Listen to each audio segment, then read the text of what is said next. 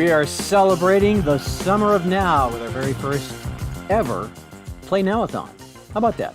Keith Avalon from Play Games. Thanks for joining us on this Friday afternoon. Normally we don't stream in the middle of the afternoon because a lot of people aren't available, but we thought, what the heck? Let's get the weekend started a little early. People can watch it on archive video if they need to. So here we are, the Play Now-A-Thon. We thought it'd be a good, kind of a cool thing to do for a number of reasons. And if it seems like I'm killing time, I am actually, until we get to 2 o'clock. It was to start exactly at 2 o'clock. But we wanted to get a little early, get the ball rolling a little early so people can join the room. So the couple of good reasons for doing this. Number one, we're putting a focus on our Play Now brand for the summer, the first part of the summer at least. And so we thought, this is a great idea to kind of get each game out. Some of these games we haven't looked at in a while, although they each have video presence on our YouTube channel. You can probably, you can find video on each of these games already, like full play demos of the games and so on. But we thought, well, we'll just kind of go through each game.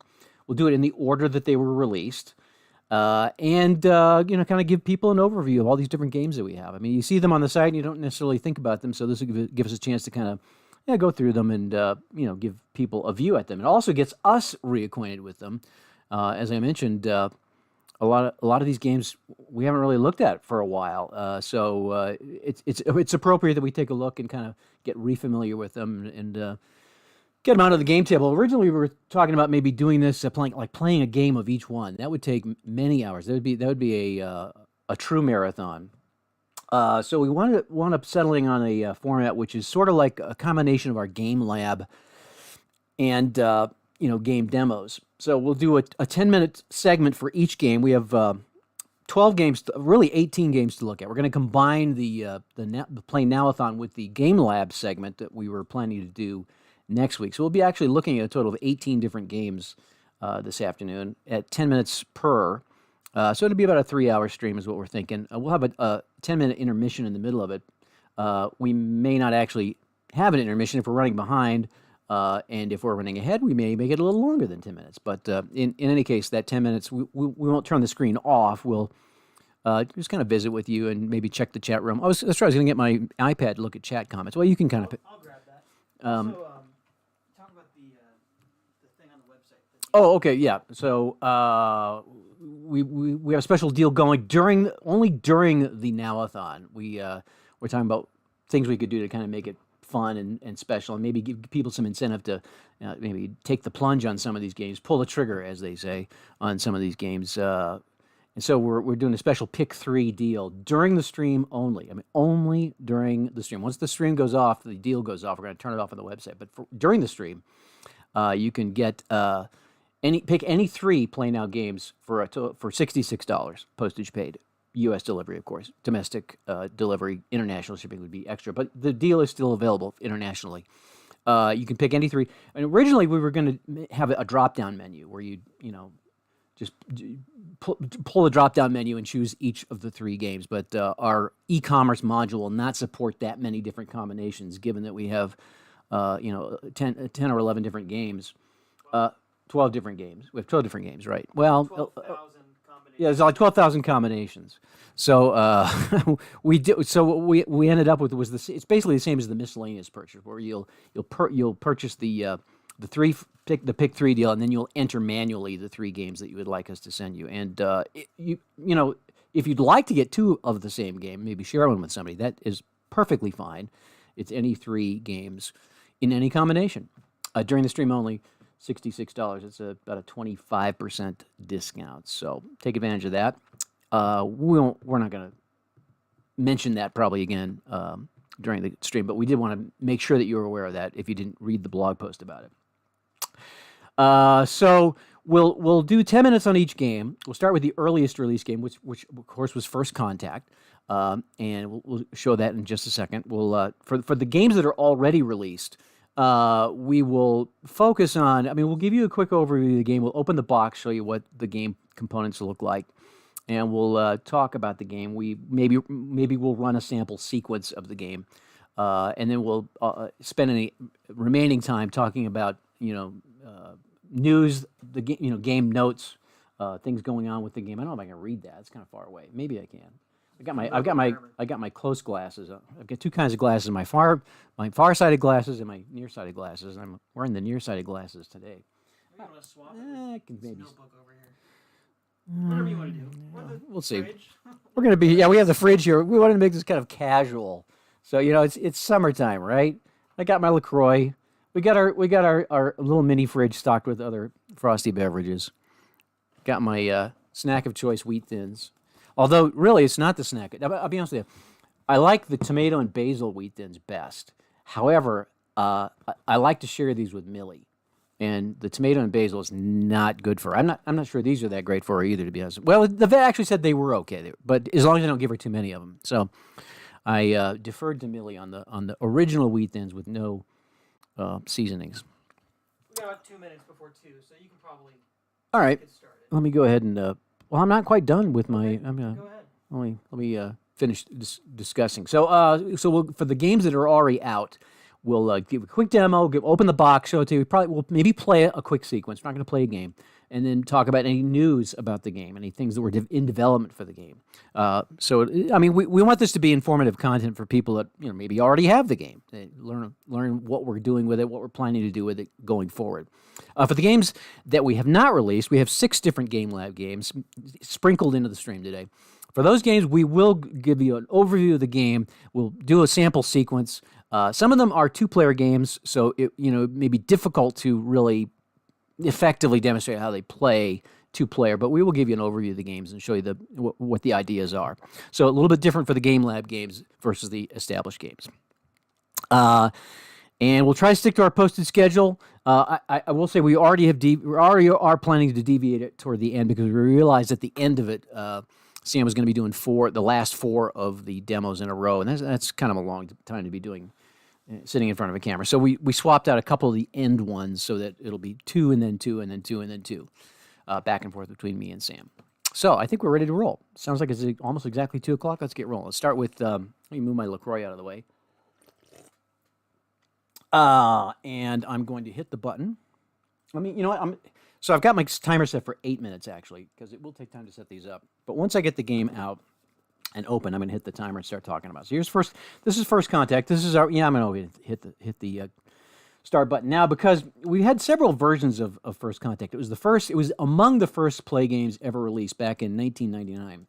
And of course, in those days, it was just a plain old white box. It was black and white. The entire game is black and white.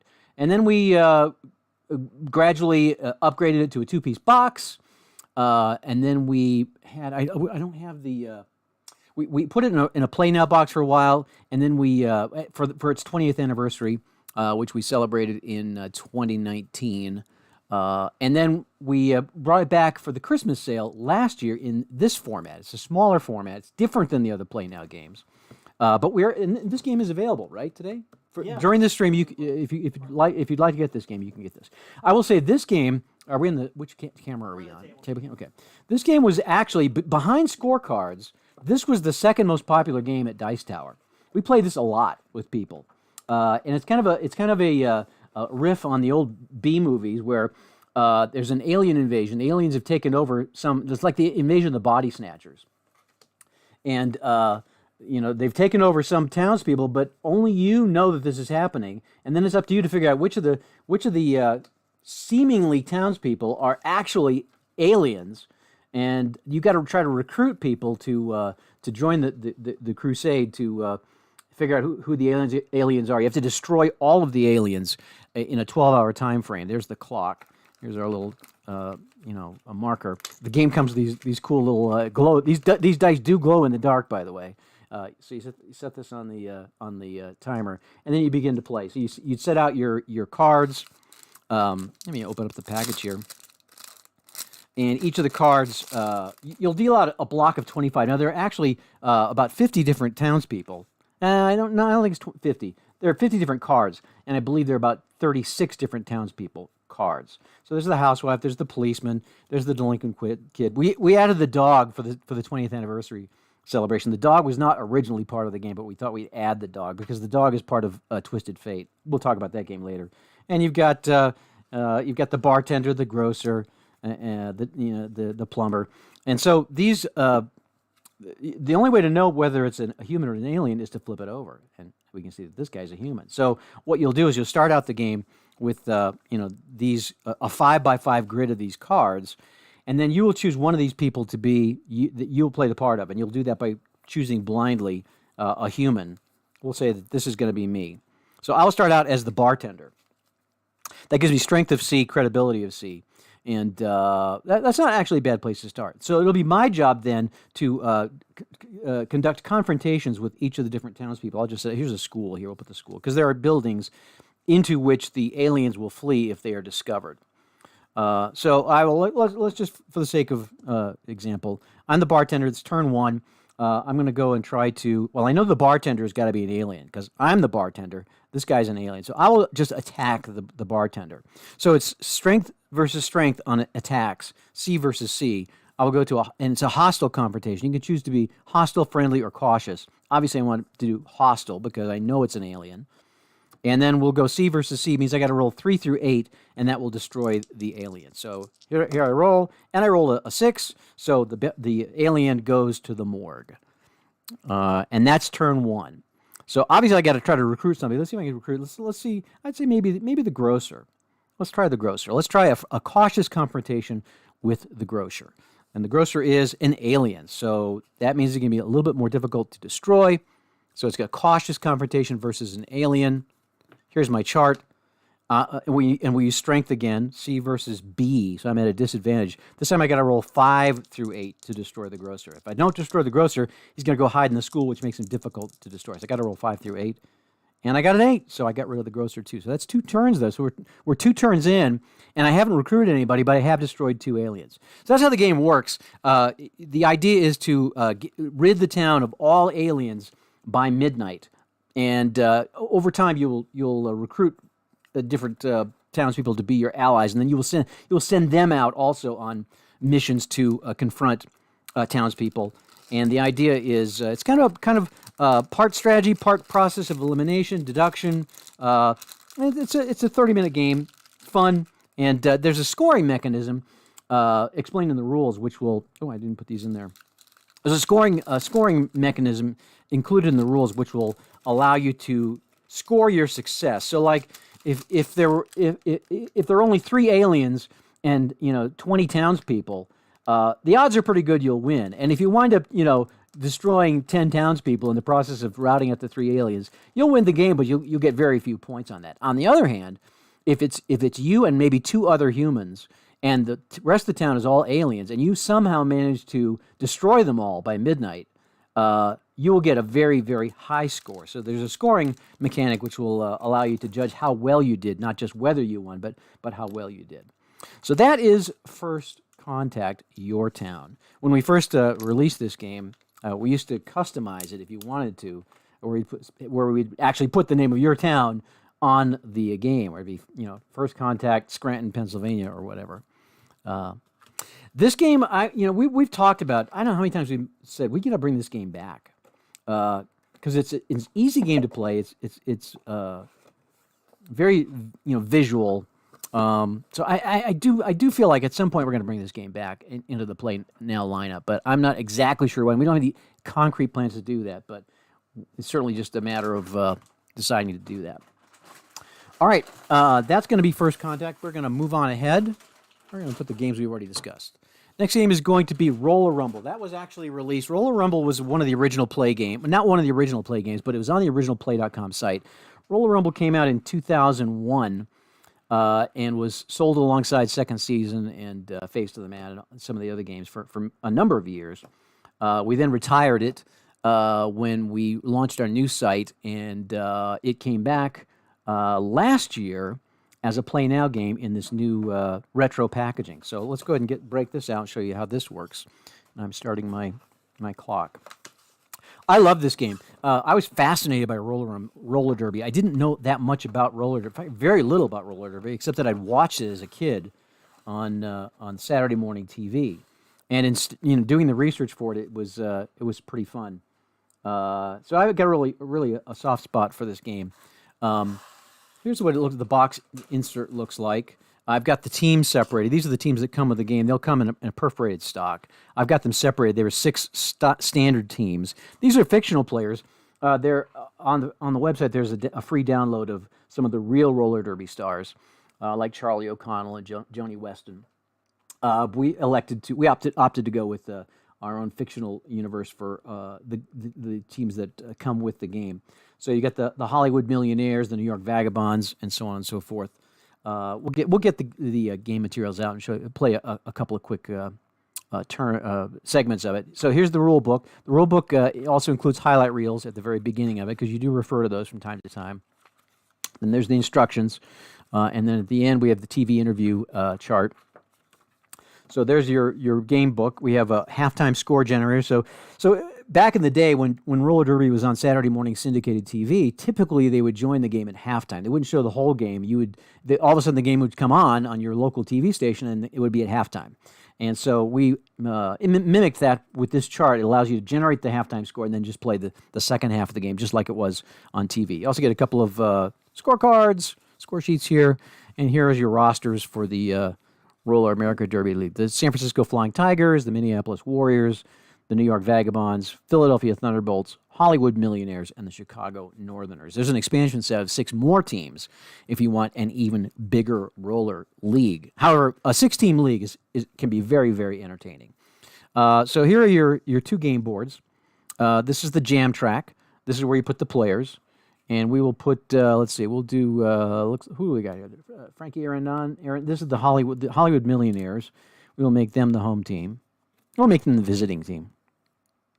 And I believe these are the Chicago Northerners. Yeah, here's the Chicago Northerners. Let's use the Tigers, the Flying Tigers. They're supposed to be like the Bay Bombers, our version of the Bay Bombers. So we need to have this. This would be the Hollywood Millionaires and the San Francisco Flying Tigers. So I'll go ahead and set them up. It's very easy to set up.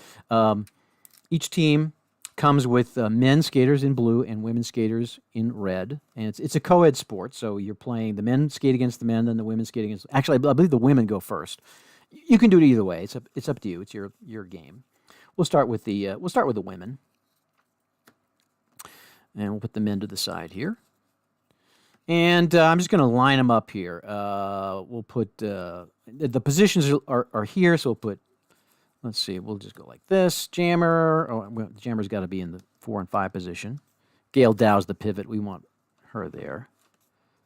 And who we got for blockers? Well, let's see. We'll go with Carrie McClure. Okay, these guys will be on the bench. You've got a little extra time for this. You want to play out a bit more of a segment? Well, we'll see. We'll see how it goes. I wouldn't put it past me though to get kind of involved with this and go too long, because this is a super fun game, I think. All right, so for the Millionaires, let's go with the TV grades are usually a pretty good indicator of who should be playing. So go for the highest TV grades. We'll skip the D's in this if we can. Oh, Colleen Lomadou is like the best jammer in the league, or one of the best anyway. We'll put Dana Cole Clark back here, and they've got kind of nondescript blockers. We'll put Kelly Brantmeyer and, I guess, Cindy Sullivan. All right, so that's really all you need to do to set up. Then you get your cards out, your fast action cards. Where's my tokens? I got to get my tokens out and my dice, of course. All right, so there's the visitor. There we go. The dice we only use for the highlight reels. So we'll shuffle these up, and these used to be, the original game, these were double-sided cards, so one time through the deck would be a period. But since we made them single-sided cards, we now split the deck in half, and this will be the first period, this will be the second period. So we would go through this entire deck for the first period. This would be for the women's thing. So we'd go ahead and get started here. Let's go ahead and run it. We're going to check a smart skater in 2. That's the blocker here. Either these guys smart? Nope, neither of them are smart, so nothing happens. As long as the qualities aren't met by either, we just skip to the next card. And we're going to have a penalty. And the penalty's on the home skater in 2. So that means the home skater is going to be Dana Dorr, is going to be penalized, so we're going to flip her card over. And they're going to have to skate 6 cards. 1, 2, 3, 4, 5, 6 at a disadvantage. I got these. So we're going to pick the skating action back up. Mean skater in 3. Let's see. Nobody's mean. How about that? And we have an action result. Home team surges. So the home team, despite being shorthanded, surges. That's good for them. Mean skater in 2. All right, so Cindy Sullivan is mean, and she's unopposed because of the penalty, so she's going to get to actually move 2 here. Agile jammer in 5. Let's see. They're both agile stars, so that means that they're going to score because of the shorthandedness. So that's going to be a jam, and it actually would be a power jam because they are at an advantage. So we're going to check the power jam point. They're going to get 4 points. So 4 points for the Millionaires. There's still a minute left in or 20 seconds. Each of these cards represents about 20 seconds of time. So it's 4-0 Millionaires. We have 1 card left in the penalty. And here we go. Agile Skater in 4. Oh, that's going to be Colleen Lomedou. Dizzying Moments. So she'll get 2. And now, finally, Dana Dorr gets back on the track, but they're now behind in the track advantage. And it's another action reading. Fans get rowdy for the home team. Well, that's helpful. Fans are cheering on the Tigers. Star Skater in 1 or 2. Dazzles. Let's see here. No, there's no Star Skaters there. How about that? That's kind of surprising. Visiting team skaters in 1 and 2 level opponents. So the visiting team is going to score, and it's going to be another jam for the visiting Millionaires. Now, they could elect to go for the power jam, in which they can only score, or they can just take the jam now. If you just jam now, the thing about roller derby is both teams participate in the jam. So if you just go to the normal jam, the other team might score as well. We'll go ahead and do the jam now, though. And it was 2 points, so the Millionaires will get 2. They're up 6-0. And a mean jammer is going to scatter the defense with a bruising series of blows. A mean jammer. Who's mean? Looks like Dodi Agostino takes matters into her own hands and breaks into the clear for a power jam for, poor effort, though, only 1 point. So they did get a point out of it, and it would be 6-1. And we would then regroup. And it looks like we're about halfway through the first period. It'd be an 8-period game in a classic game of roller derby. Ooh, so I had a card back there that I didn't grab out of the box. Nope. And there's my alarm. How do I turn that off? I'm pushing the pause and it won't go off. Click the thing at the top. The clock? Yeah. Okay. They keep updating this with different software. For a while there, I thought I was hitting turn off, and then when I wake up in the morning, I use it as my alarm clock. And little did I know I was actually hitting the snooze because they put it in a different place. Anyway, so now I know how to turn that off. Okay, let's cancel this and start again shortly. So that is Roller Rumble. What was I saying? It's an 8-period game typically. In classic roller derby, it's an 8-period game. 4 for the men, 4 for the women. But as you can see, the periods go pretty quickly, and it's entertaining. We didn't get any highlight reels, unfortunately, but all kind of crazy stuff can happen. This kind of stuff that you'd see on TV. In many ways, classic roller derby of the 1960s was sort of borrowed from the wrestling audience model. They had a lot of soap opera type stuff going on. It was a little bit more legitimate then, though, I think, based on, a review of the era. People, retrospectives of skaters from that era talk about how they did skate to win, but there was some angles worked into it. So anyway, that's how the Roller Rumble works, and we'll leave off with the Millionaires, the Hollywood Millionaires, having a surprise 6-1 lead over the favored San Francisco Flying Tigers. All right. Our next game is the Downton Abbey game. We're going to look at the Downton Abbey game. And this is a game, it's obviously just in a playtest box, unfortunately. We'd actually had intended to have this game out in the summer of now. I've got to get my...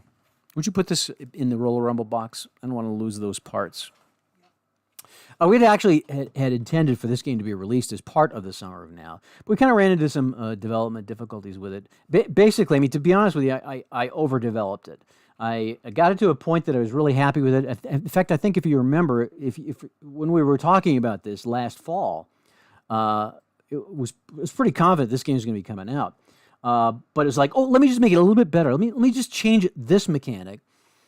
We tried to kind of move toward a mechanic where you would score points. I mean, the idea of the Downton Abbey games, you're running this estate. You got guests, you got parties, you've got activities. You're trying to have the most popular estate. You're trying to get prestige for your estate. It can be a multiplayer game, or you can play a solitaire. And you're trying to get the most prestige for your estate more than your opponents. And you do that by recruiting guests and holding parties. And so originally it was designed to be what I classified as a buffet game. Very easy to play. You're just kind of picking what you want. I think I'll have a guest. I'm going to have this party. This sounds like fun. I'm going to put this. You place it on your board, and then you, at the end of the game, score your points, and whoever has the most points wins. And one of the marks of this sort of game is that you don't know who's going to win until the very end. And also, there's no interaction between the players. There's no gotcha moves. There's no take that. You're building your estate. I'm building mine, and then at the end of the game, we're kind of enjoying ourselves. We're just enjoying picking parties and guests and hiring help, and we're just enjoying the ambiance.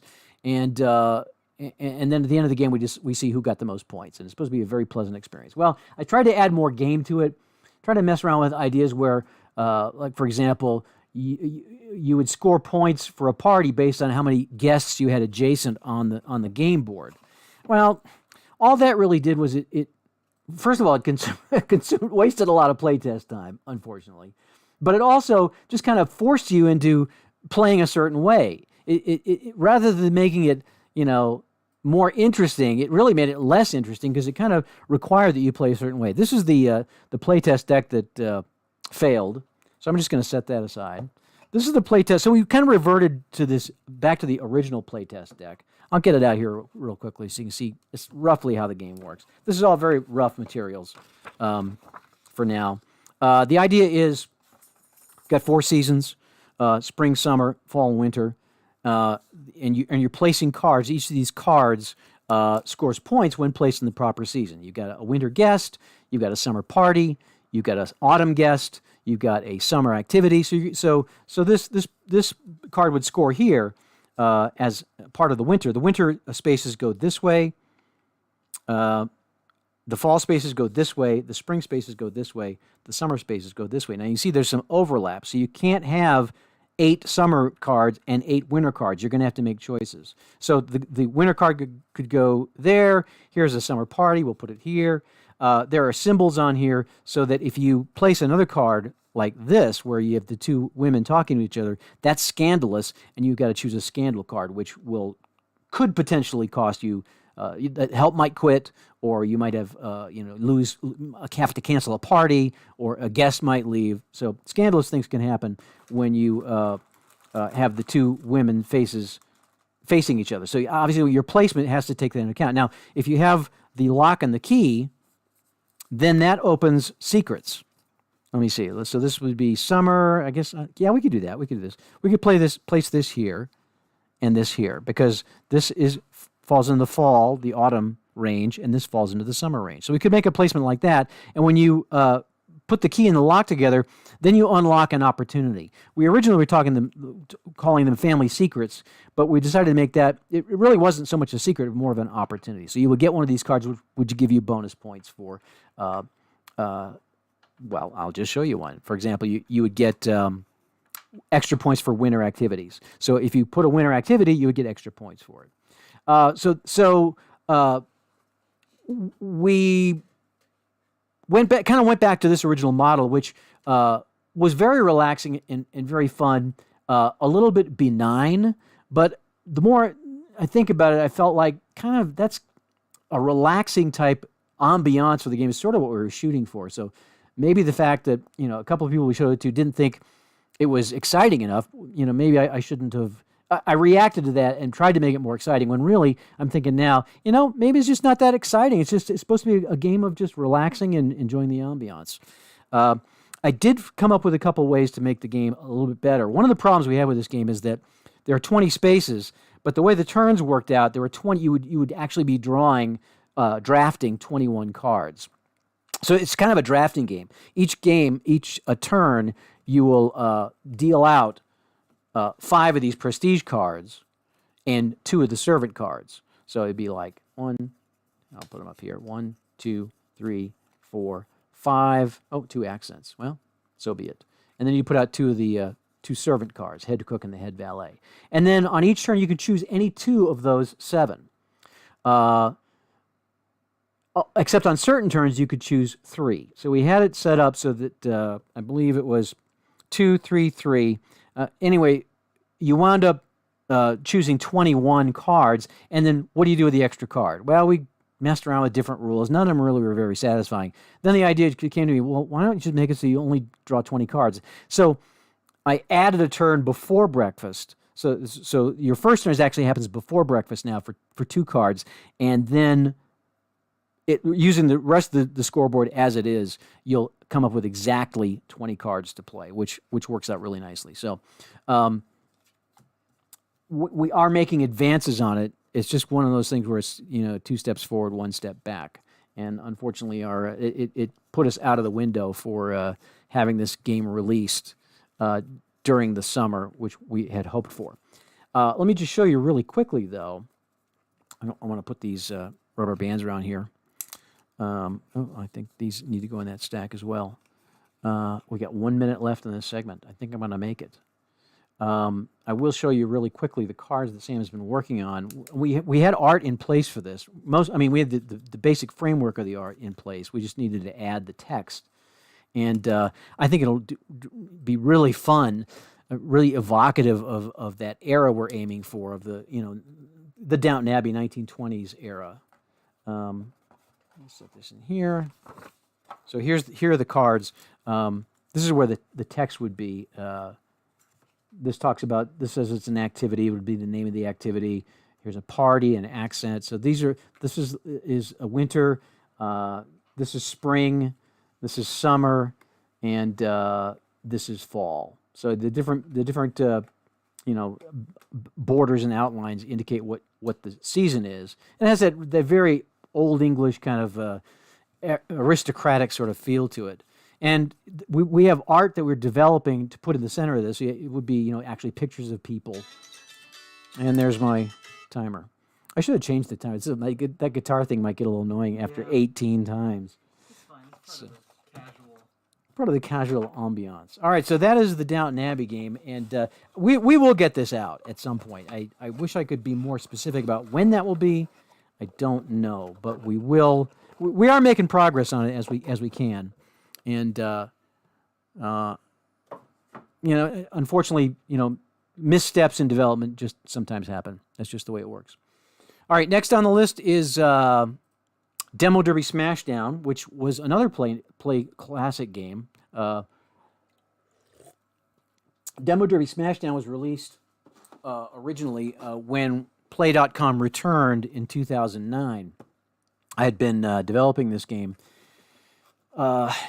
In the downtime, I closed the original Play.com website in 2004, and between then, 2004 and 2009, I was focusing on my radio career, but in my spare time, I still was kind of messing around with games. Well, this is one of the games that I was working on, and so it was more or less ready when I relaunched Play.com in 2009.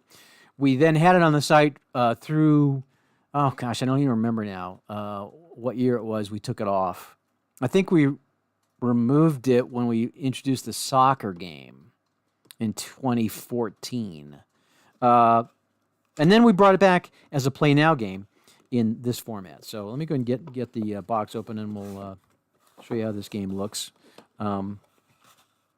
We did a Silver Trash Can series of V8 Extermination video stream during COVID, and just kind of in fond remembrance that we're going to bring that back as a one-off deal later this summer.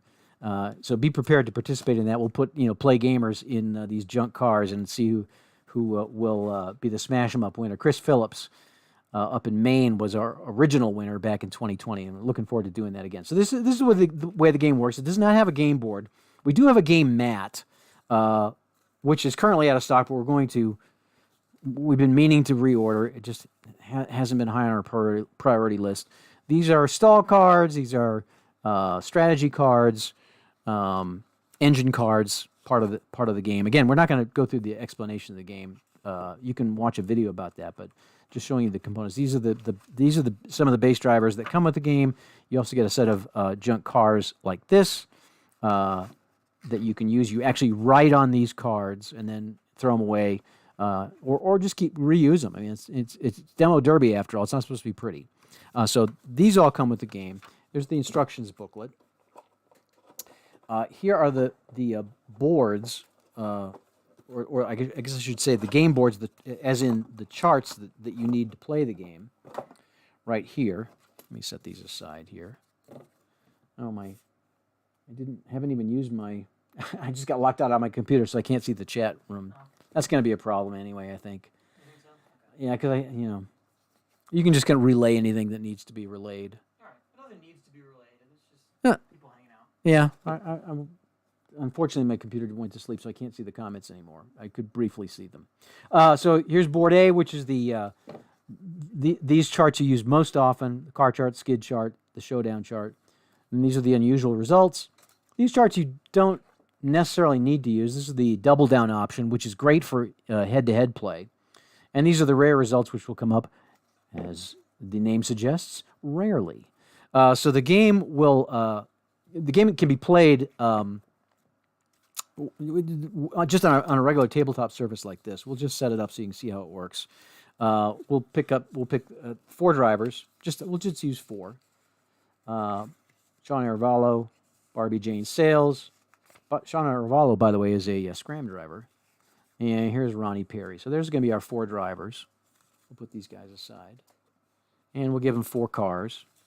And when you're down to 4, now you can play this with up to, you can play with 32 cars if you wanted to, as many as you want. But when you get down to 4, then you don't have to worry about rearranging the stacks. You just it's just sort of a smash down at this point. So we'll make this Sean Arevalo's car. Here's Barbie Jane Sales will be in the Sentinel. Marshall Gosney driving the Henry II. And Ronnie Perry will get the 75 commuter fastback. So then at this point, it's just a matter of rolling the dice and delivering the damage. Now, there are targeting symbols on these results here, which this burst symbol means that Marshall Gosney would go for the driver whose car had the most damage. And the star symbol is the car that has the least damage. So we don't have any damage on our base, so we're just going to randomly assign some damage. There's 2 for Arevalo, 4 for Barbie Jane Sales, and 3 for Marshall Gosney, and Ronnie Perry only has 1. All right, now we're ready to start. We're going to go with Sean Arevalo first. We roll a 62, which is he's going to use his Dust Devil move and deliver damage to the car with the most existing damage, which is going to be Barbie Jane Sales. So he's going to take his boat-back speedster and ram it into the Sentinel plantation wagon and put another X on here and also damage the engine. So we'll roll a die, and we're going to take away this number 1 move. That means if I roll a black die 1 here on Barbie Jane Sales, she doesn't have that move anymore, so she's going to just sit there as a sitting duck. It is her turn now. Roll a 31. XO, which means the O means she's going to damage herself. So she's now got 6 damage. She's just on the fringe of being eliminated. And she will do that, deliver damage to the car with the most amount of damage besides her, which would be Gosney. So she's going to take a shot at Gosney and put some damage on him. Now here's Gosney, 34. And he's going for the car with the least amount of damage, which in this case is going to be Ronnie Perry's car. So he's slamming into Ronnie Perry, doing an external damage and an internal damage, taking away Ronnie's stealth bomb move. And here's Ronnie Perry to close it out. All right, so I rolled a 25. He lost that move, so he can't do anything. His car is disabled, so he's just going to have to sit there. Back to Sean Arevalo, and we would continue this procedure until somebody got eliminated. Once you get 7 external damage or 6 internal damage, that is to say 6 chips on your card, then your car essentially dies and you're out of the demolition derby. So oftentimes it comes down to two drivers whose cars are just barely running, and of course the cars can stall out, and then you got to try to restart them. Sometimes they never restart. So as the derby goes on, the cars become more and more incapacitated, which kind of ratchets up the drama. It's like if he could just make that last hit, he's going to win the derby, but can he get his car started? So, the engine's smoking. The red light is on. The red engine light is on, which means it could die out at any minute. So it's very evocative of a real demolition derby. I always, whenever I play this game, what I like to do is go to YouTube and watch some demo derby YouTube action. It's always entertaining. You just wind up just laughing, and then you get your game out, and it's a good time. So that is Demo Derby Smashdown. And I see we got 30 seconds left on my clock, so I'm doing great. Let me put my instructions back in here. I'm going to go ahead and pause this. If you got a quick second, yeah. A couple people are asking about creating your own Demo Derby drivers. We don't have a how-to guide, but... So I don't know if you can hear Sam. Sam is saying off mic that some people in the I guess if you're watching this, you can see in the chat room, people are asking about how to make your own Demo Derby drivers. We don't have a how-to for it.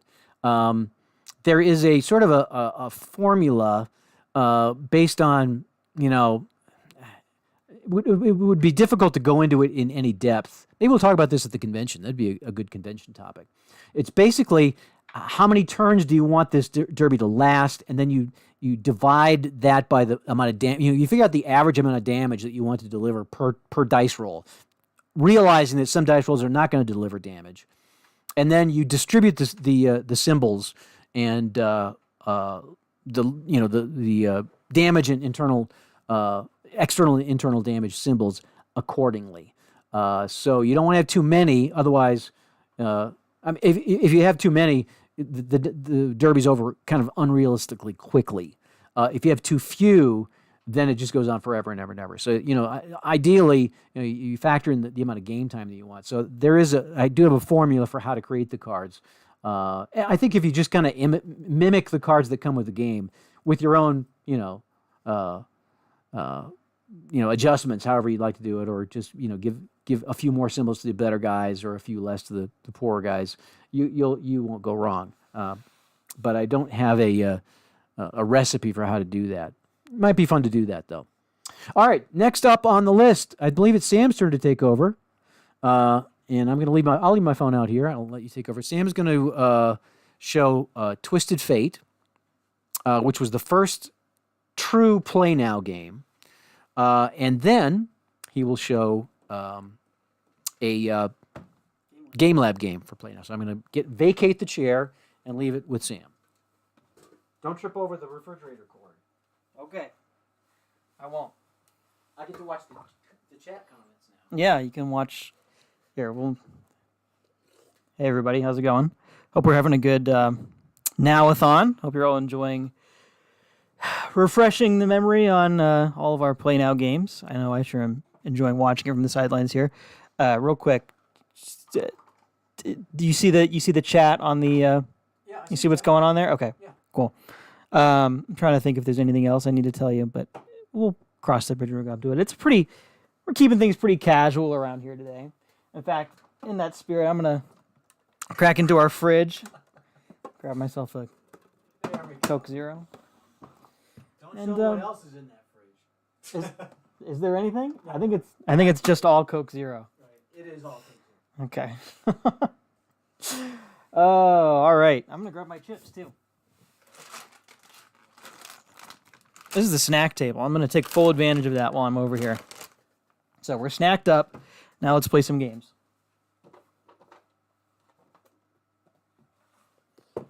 Twisted Fates. Cowboys versus Aliens. As Keith was saying, this is the first Play Now, first dedicated Play Now game. I think we kind of developed Fury Football alongside this, if I'm remembering correctly. But you could really count either one as the first. I'm pretty sure they were released alongside each other, if I'm not mistaken. So, but yeah, This is where it all started. If you've been paying attention, we're kind of going through these games chronologically. The caveat being that, Roller Rumble and Demo Derby and First Contact came out really before Play Now was a thing. So we're counting those release dates as predating official Play Now. So that's kind of the structure that we're following here, with, of course, the Game Lab games splashed in between. So, Twisted Fate, let's get into it. When we were designing this, you'll notice that Cowboys versus Aliens is kind of a suffix. It's kind of a second name. Our idea when designing this was originally to apply this Twisted Fate model to all kinds of different themes, all kinds of weird mashups of different themes. Yeah, I don't know if we've ever talked about this before, but for a while we were tossing around the idea of doing a Twisted Fate Cops versus Dinos, where you're in some kind of fictionalized version of New York City, and there's like dinosaurs rampaging, and you got to put together your team of NYPD officers to go hunt them down. Yeah. It's kind of a wild concept.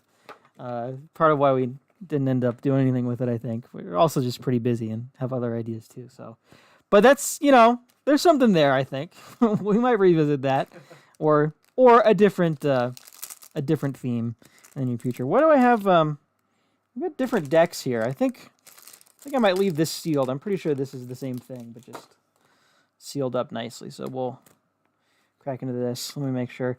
I did not didn't do as much prep as Keith did getting ready for this. So I'm just kind of opening up this box as we're hanging out here and remembering how to play this game sort of on the fly. I think I got it though. Give this deck a good shuffle. We'll play a quick round of this. I'm sure, we've got plenty of other Twisted Fate content already on the channel. So if you're interested in how this game plays more in depth, you can, of course, go check that out. You can just search Twisted Fate Cowboys vs. Aliens on YouTube. I'm sure it'll come up. Get that out here. I gotta get into my Coke too. I grabbed that out of the fridge and then didn't even take a sip.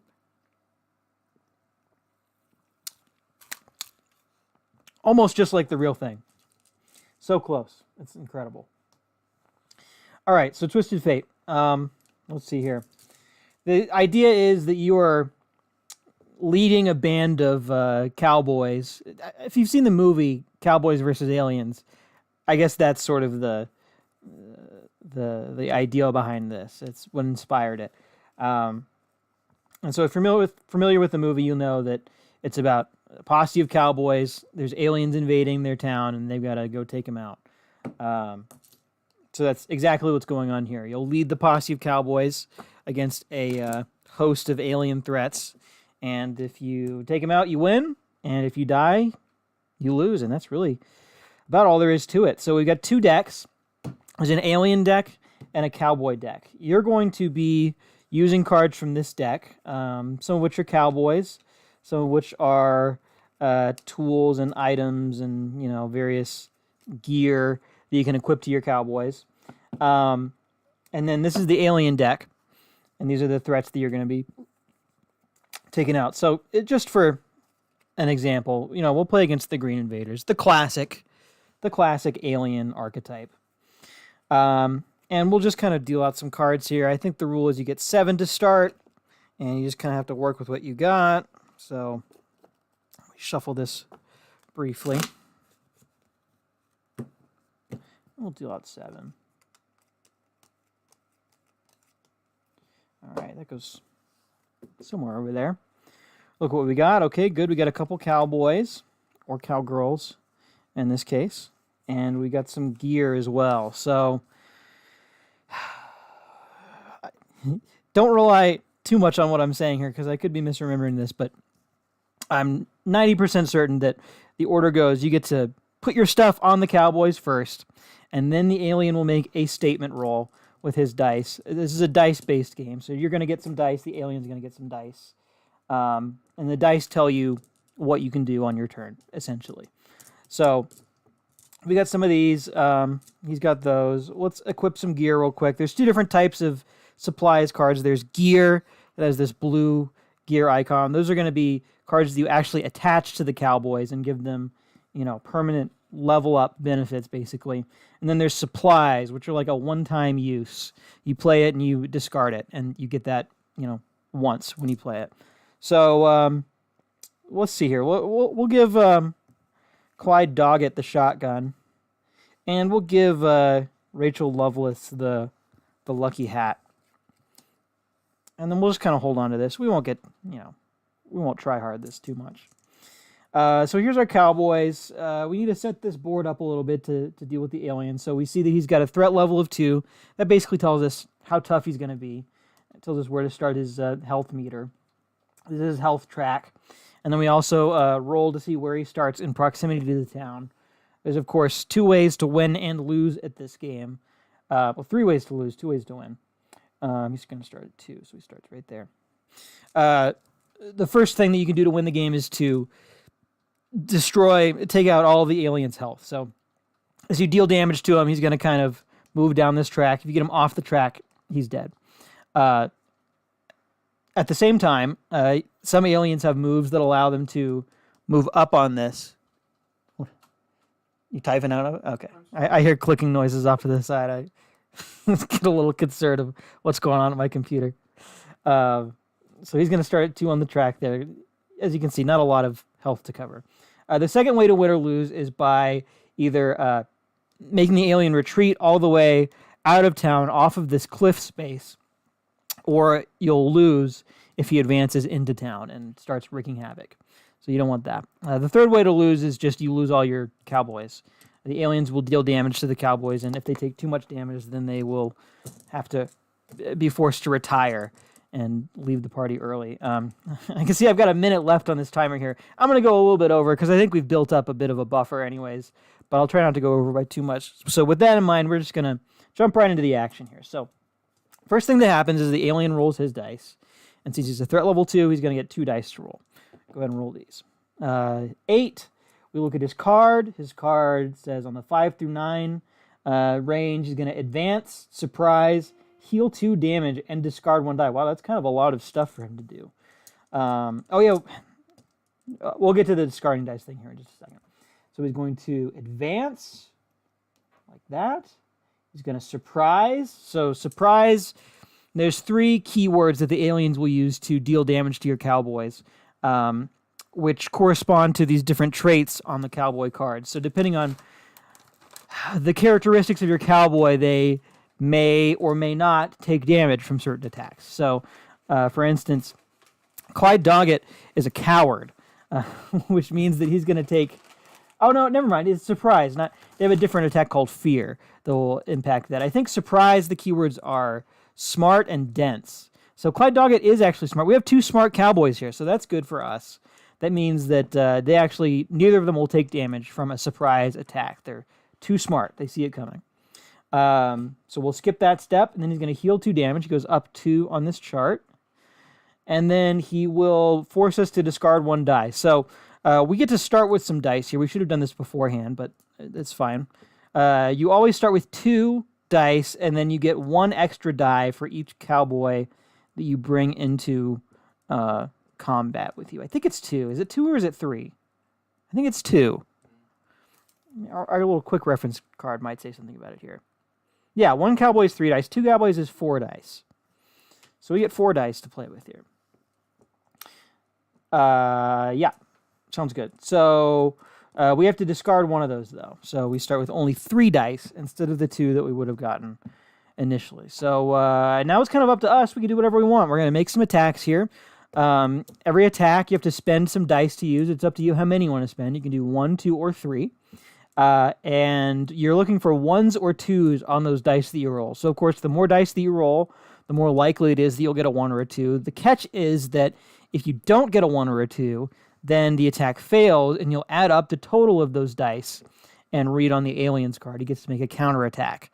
And, of course, the higher the number is, the farther down on his ranges you'll get, and the stronger his counterattack will be. So if you fail with 3 dice, odds are you're going to get a higher number adding those dice up than you will if you were to have only rolled 1 or 2.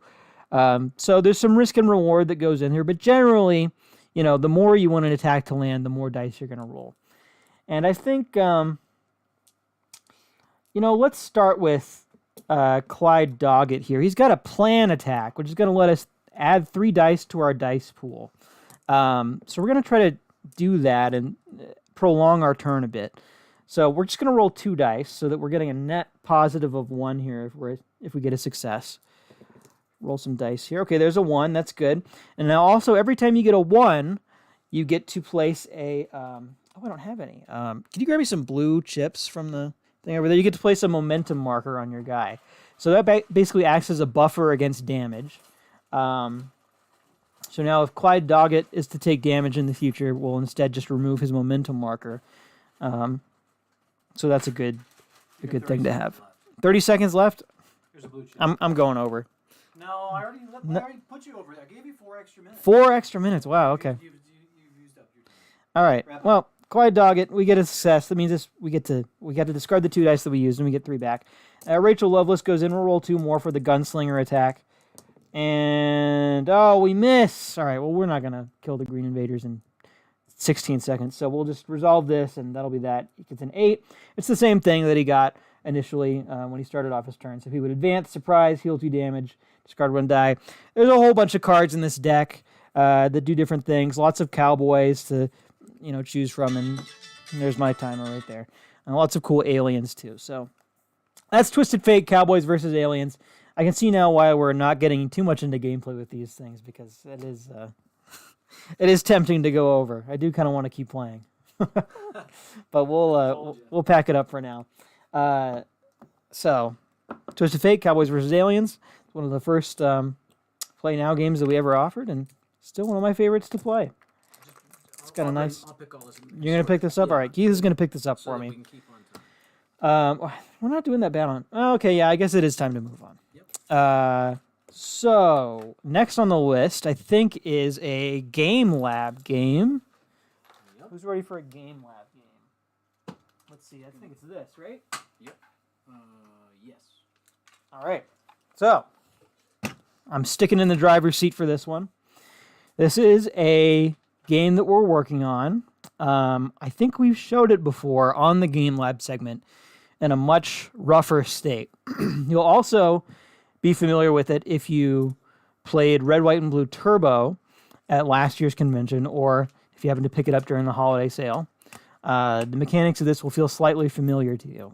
Red, White, and Blue Turbo is sort of the prototype of this game. We used it in a way to get a little bit of playtesting done for this game with our crowd by painting it in a sports theme. This is not a sports-themed game. This is called Mythmash. I'm going to bring this camera a little bit closer, actually, so that we can see this. I'm going to make some adjustments. How's that looking? Okay, that's good. Don't put it there, though, because the light's shining on it. All right, well... Put it a little higher. Higher. This way. This way. I think you can see it now. Yeah. Okay, all right. This is Mythmash. We're just going to... Okay. Well, I'm taking the cards out of it anyway, so it doesn't matter too much. This is a fantasy-themed trick-taking game with some, trading card game-esque elements to it. Initially, what I set out to do with this is to have a game that plays like a trick-taking game, but with sort of a battle theme. You're like battling for the tricks and putting like fun card effects on the cards. In fact, I initially called it Battle Spades. So it was like the game of Spades, if you're familiar with that, except you have like some cool stuff that your cards can do. As we've progressed along with it, I think the theme now more is, it feels like a trading card game, but you can fit the whole thing in your pocket and take it anywhere you want. As you saw, the whole thing fits in this little mint tin, and this is, part of the design thesis with this is that it needs to fit in a package like this, so that you can literally just slip it into your pocket, not into a bag, not into a purse, not into, a carry-on. It's in your pocket, and you take it literally anywhere you want. So the whole game is just these cards here. I'll explain briefly how it plays. It's a 2-player game. Each player is going to start with essentially the same hand of cards. They're going to get 4 of these soldier cards and 3 of these knights. So both start with the same cards, and then you're going to be playing cards to bid on cards from this deck. So within this deck of cards is a mixture of these treasures that have various values to them. That one's worth 3. That one's 4, 3. There's some 2s as well. The gold is worth 2. And then there's also additional heroes for you to add to your deck. So on top of a trick-taking mechanic, there's also sort of a deck-building mechanic to it as well. A light deck-building mechanic. So there's additional heroes. There's 4 different suits. And the suits sort of play together. So this is like the skeleton suit with abilities that all kind of work together. These are the elves. The yellow cards are the elves. We'll find some more of them. Yeah, there's another elf. We'll hold them up a little bit so you can see the artwork on these cards. This is not final artwork, by the way. I've actually kind of changed the art direction pretty drastically. This is the first game that we're commissioning artwork for. So we actually have a professional artist working on artwork for this game as we speak, which is pretty exciting. And then this is like the sellsword class. So there's like different suits that do different things. And you'll be collecting cards from these suits to add to your pool of available cards. And as you pick up new cards, your strategy sort of shifts and you try to adapt to the way your opponent's playing and so on and so forth. I really can't go too much into it with the time that we've got, but we'll play a sample round, just open-handed. So I've got my cards here. These would be the opponent's cards. Is this all on screen? Yeah, you're good. We're good, okay. No, I need to bring this down a little bit, I think. Oh, yeah, you do. Okay. So we both got our starting hands, and the way it goes is you're going to deal out 3 cards from the top of this deck, 3 unrevealed cards, and then you'll flip over one of them. So these 3 cards, both players have these cards to take these cards. Once we get to the end of these 3 cards, you're going to take 7 new cards from your deck, and those will be what you have to bid on the next 3 cards. The goal of the game, I should probably go over that. The goal of the game is to collect these treasure cards. So the only win condition is whoever gets to 12 points worth of treasure total first wins. So obviously if you're taking these heroes, if you win a hero, they go to your deck so that you can use them in future combats. If you take a treasure, this just kind of goes off to the side and counts as points that you've earned that game. And the first player to get to 12 wins the game. So, like I said, it's these cards to take these cards. And then we just kind of rinse and repeat after that. So we'll flip over the first card. Oh, and of course it's a huge treasure card. So 4 is the biggest treasure card in the game. And so I see this on my opening hand and I'm thinking, okay, we probably want that. That's a lot of points to just give up.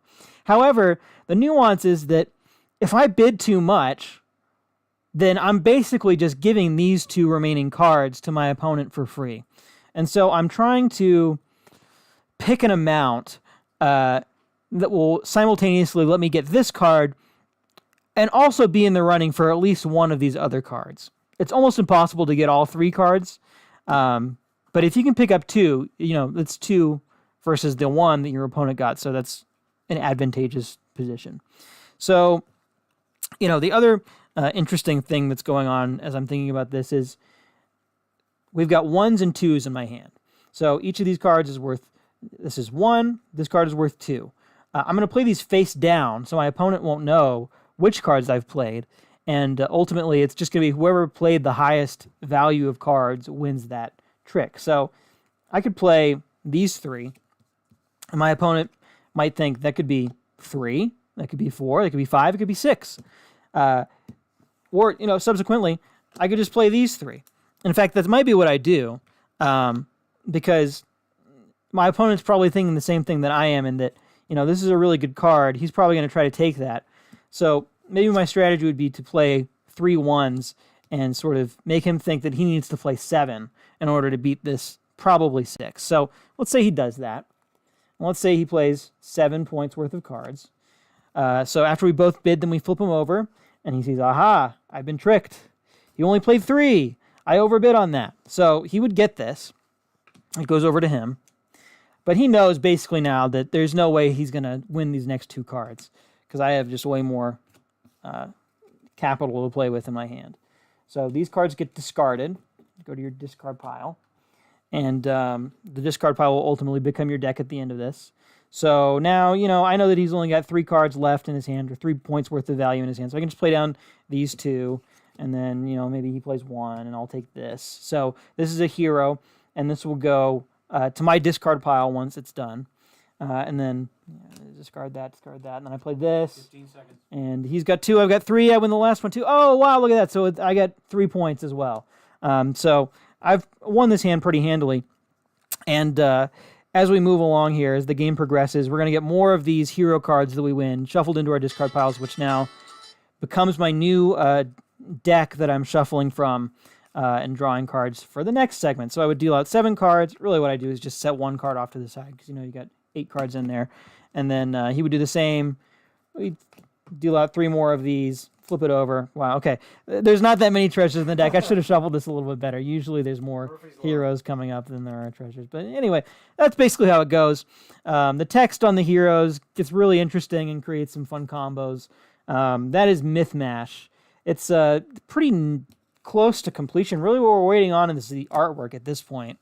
So once we get that back, you can expect to see this game on our... That's true, we're going to play it at Origins, yes. So anybody that's planning on paying us a visit, the Origins Game Fair later this month, will have a chance to test that out, see it in a little more depth. So that's Mythmash, and we're moving along. All right, back to Keith.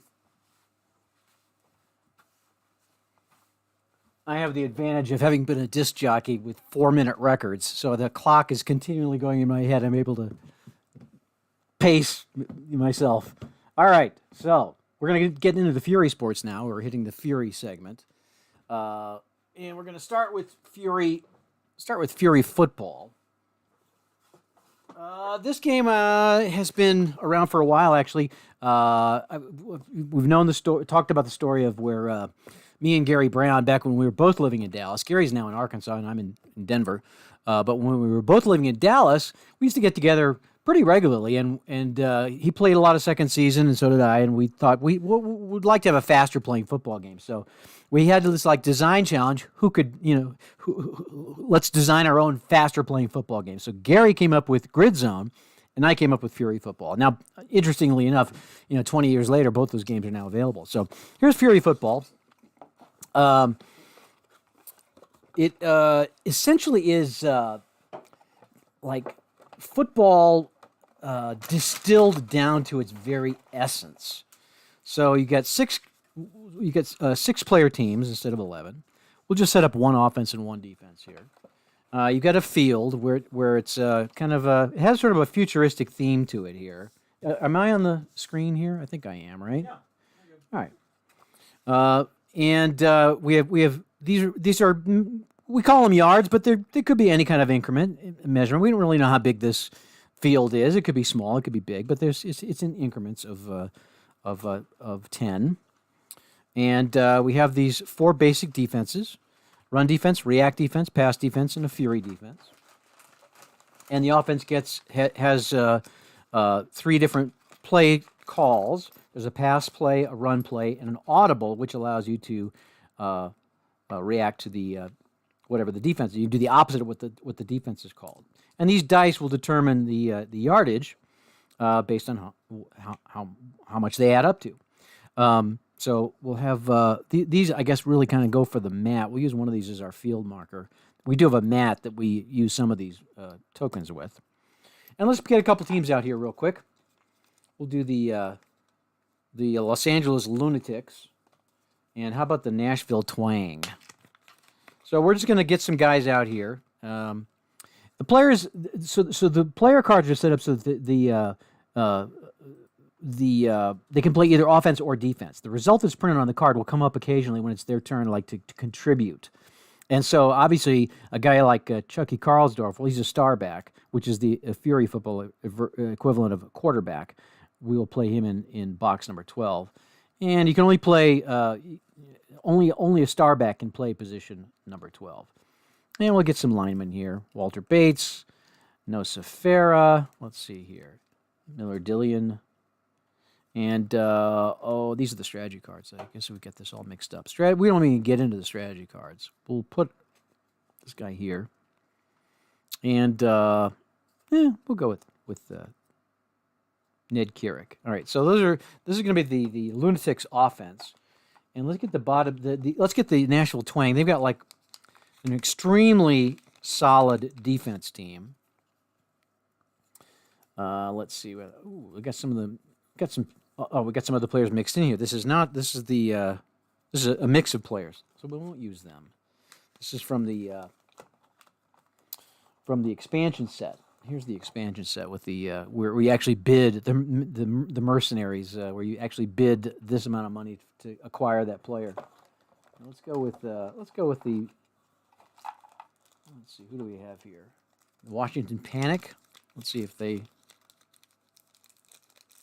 are available. Okay, we'll put the Washington Panic on. They're also a very good defensive team, as a matter of fact. Let's find them. Let's find that. So, let's see. Here's this guy, Junko Bonds, looking for the sack. He's a sack. I'm making snap judgments here to put these guys, and basically by scanning the cards. So he has long gains and possible sacks. Do I want him on defense? That sack would be nice, but this guy's good. He might give up a long gain, but might also sack the quarterback. This guy's pretty good. Ooh, touchdown intercepted. 50-50. We'll put him in as a back, and we'll put. Let's see. I'm nervous. Put Leogi Nervous as the back. Okay, so there's our lineup there, and you can auto call it. It has an automated mode which is printed on the game board. So if I want to, I can just sit back and just watch this game unfold. In fact, let's do that. I won't make any calls here. The auto offense is going to call.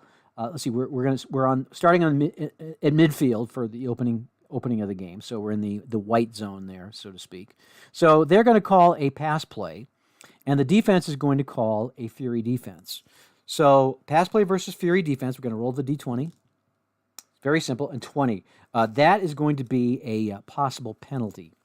Whenever you get a 20, you use the result. Use the player number 12's result, but then there might be a penalty or an injury. Excuse me. So on a pass play, it's a long gain, which means I roll 3 dice and add them. It's going to be 10. It's going to be 9. It's going to take it down right to the 1. But we have to check and see what happened. Might be a penalty. Roll the D20 again. A 9. That is, indicated players injured for the game. All right, so they're going to get that gain, and player number 9 is going to be hurt. So Walter Bates just got hurt for the rest of the game. So he's got to come out. We'll bring in another player. He gave it up for the team. They got a pretty good gain out of that, though.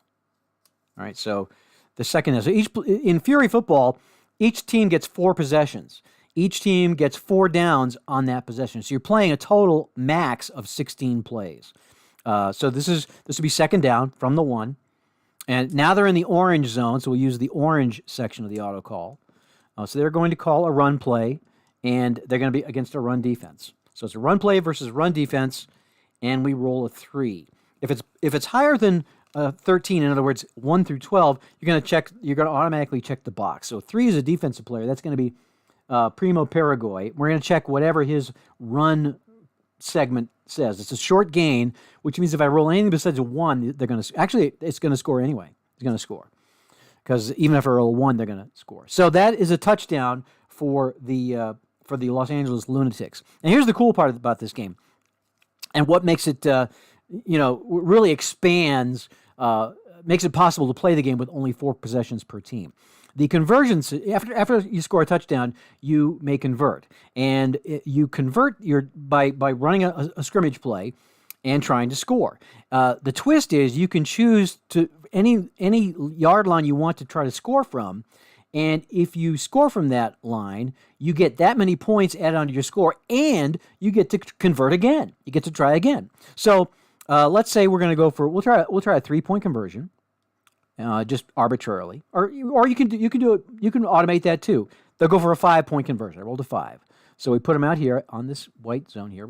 So they're going to try a 5-point conversion. If they convert it, it will now be 11-0, and they'll get another conversion attempt. But we'll see if they can convert. They're going to call a pass play, and it's going to be against a Fury defense. Pass versus Fury. So I'm going to roll this, and it's going to be 11. So again, we're not going to even use these cards. We're going to check the players. It's going to be Ked Couric's card. And there's my timer. So our time is up here. I'm going to just resolve this and we'll move along. We threw the pass. It's a medium gain because it says medium gain on the pass side. So I got to roll a 5 or better here. And I got an 11. So they get 5 points. And it is now 11-0, and they may convert again. And let's say they would do a 4-point conversion. We would do that process until they failed to convert, and then the panic would take over at whatever yard line that was. So if they tried a 4-point conversion, got 2 yards, they would get to the 2. They would not score. The ball would turn over, and the panic would take over going this way from their own 2. And so that's how the scoring works in Fury Football. We have been talking about reskinning this game. It's kind of like an apocalyptic sort of a feel to it. That's sort of the way we saw it 4, 5, 6 years ago. But we had a lot of fun with it last year at the convention, playing this with real players, with NFL players, and kind of making it just sort of a distilled down version of professional football with Patrick Mahomes and Roquan Smith and the all pro guys. And it's a fun way to play. We actually had a draft. We would draft the players, and you would draft strategy cards. We really didn't get into the strategy card section of this. And so we've talked about reskinning this game with the idea of making it really just more of an accessible professional football game that plays faster. And that may be happening down the road. All right. Yeah, let me get this in here. I'll repackage this later. All right, so that is Fury Football. Let's move to Fury Hardball, which is another cool game. It's kind of the same sort of concept. It's a very scaled down version of it started actually. I started out making this a wiffle ball game, especially like a wiffle ball game, but we kind of added the Fury twist to it. So now it's kind of a combination of wiffle ball and cricket and baseball, all kind of blended together in a bat and ball sport that we call Fury Hardball. That's why we call it Fury Hardball and not Fury Baseball, because it's not necessarily baseball. And again, it's designed to be played quickly in a short period of time. It's a very distilled version of baseball, but it has its own interesting twists and turns. Let me get my timer started, and we'll get rolling with it. So we'll again do the same thing. We have there are 4 batters in Fury Hardball instead of 9, and they'll be facing a slinger, which is our version of the pitcher, and 2 fielders. In Fury Hardball, everybody's a specialist. So it's like designated hitters, designated pitcher, designated fielders. Everybody only does the thing that they're assigned to do. So batters only bat, fielders only field, slingers only sling. Instead of going inning by inning, back and forth, we just give all the outs in the same inning. So the visiting team will bat first, and they will get 9 outs. And they score as many runs as they can until they get 9 outs. Then the home team comes to bat, and all they need to do is score 1 more run than the visiting team did, and they win the game. This has some really unexpected and I think very pleasant side effects. It eliminates a lot of innings, like a 1-0 game. Oftentimes, if a team doesn't score in their half of the inning, you just got to get 1 run, and you can often get that before making your first out. So it shortens the game, and it makes for some interesting strategy as well. Let's go ahead and just get some guys out here. We'll use a couple of the international teams here. And we do have a managers and mercenaries package as well for this, where you can, there's each player has a value, and it's like a fantasy sport where you draft your players and then you try to, you have a salary cap. That's a whole nother thing though. Let me get my little tokens out here. We'll have Havana. We'll have Havana bat. Let's see here. Let's find some batters. Reyes. So the batting side has the light side. The fielding and pitching side has the dark side. On all these teams are set up that way. So let's just go with always big dinger hitter. It's not home runs in Fury Hardball, it's dingers. Dingers and pingers. Go with Torres, and we will go with Mendoza. So those are going to be the 4 batters for the Havana team. We won't worry about the pitching for them.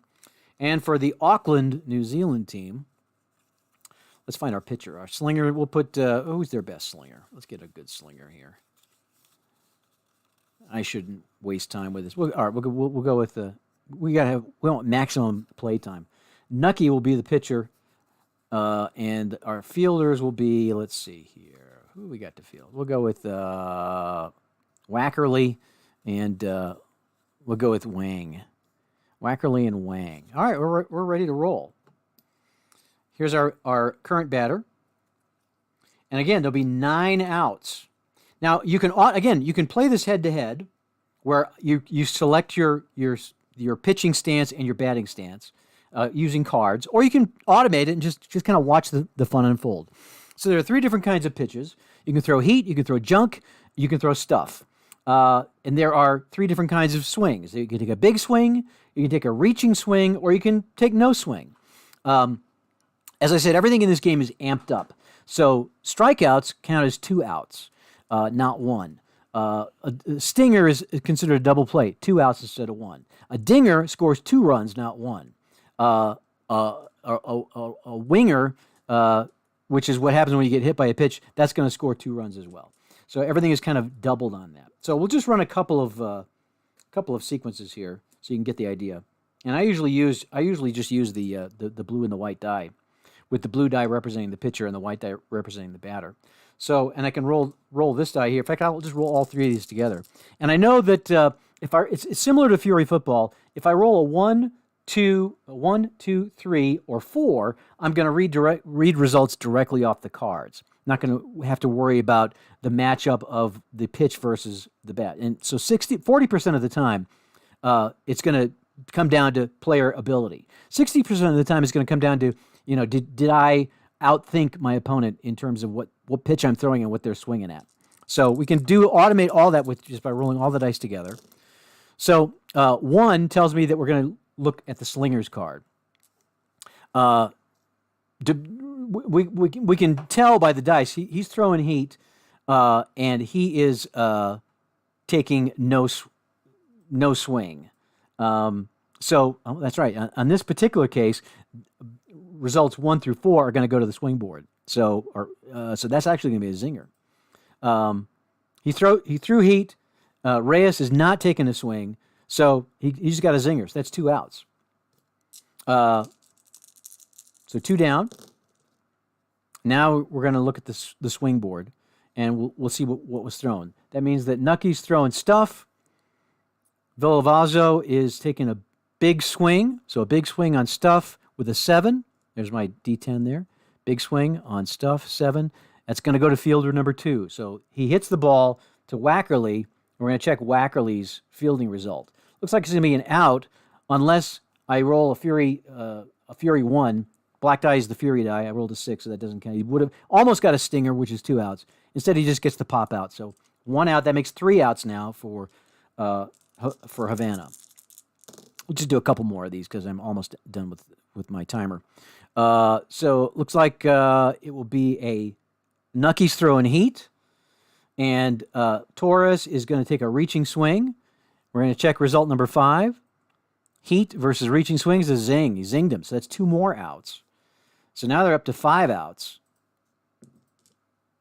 And we'll do 1 more, Mendoza. 5 outs, nobody on. Let's see if he can get a hit here. And it will again be, let's see, he's throwing a junk pitch. Mendoza's taking a big swing at junk. Big swing, and we rolled a 5. Big swing on junk means we're going to check the slinger's card. See that? Big swing, slinger 1. And that means it is going to be, let's see, because I rolled a 3, we didn't get the 1, so it's going to be another zinger. He didn't take a reaching swing. If he'd taken a reaching swing, he would have gotten a hit. But because he took a big swing, he missed, so that's 2 more outs. So he's mowing them down. That brings it to 7 outs, I believe. 2, 4, 5, 6, 7, yeah. Almost could complete the inning. Got a minute left. I'm gonna have Reyes do his last at bat. See if Nucky can mow them all down. All right, so it's going to be a slinger result. and it will be junk. He's throwing a junk pitch, a big swing at junk. So Reyes is taking a big swing on junk. Means we're going to check the slinger rating, and it is going to be it's a dinger because the black guys won. So Reyes just got a dinger, 2 runs in. So Havana gets 2 runs in, and we'll end the game at that point with Havana leading 2-0, but only 1 out left in their half of the inning. And then Auckland would come to bat, and they would. Where's my drink? I need to clear my throat here. Excuse me. So Auckland would come to bat, needing to score at least 2 runs in order to tie it. And they might do that when they're first at bat. The first guy hits a dinger, that's 2 runs right there. And there's my timer. All right, that is Fury Hardball. Sam, can you bring me my drink? Did I leave my drink over there? No. You got it. It's over. Where is it? Out of my reach. Thank you. Yep. So that's Fury Hardball. You can play a game very quickly. I mean, it takes typically about 10 minutes or less to play a game. Play a full series in an hour. I know James Cast did a massive season. A number of people have. They sent me results of it's very easy to complete a pretty lengthy like mini season with this. Once you get it down, it plays very quickly, especially if you're not explaining it on a video stream. Let me get these guys out of here. But you can keep stats too. You keep stats for dingers and runs scored and all that stuff. There's a automated method for base running and stealing. We really didn't get into the bonus base and the safe base. You can, if you go to this safe base, you can you don't even have to run. You're automatically safe. If you try for the bonus base, you get extra runs if you score, but you might get pegged out.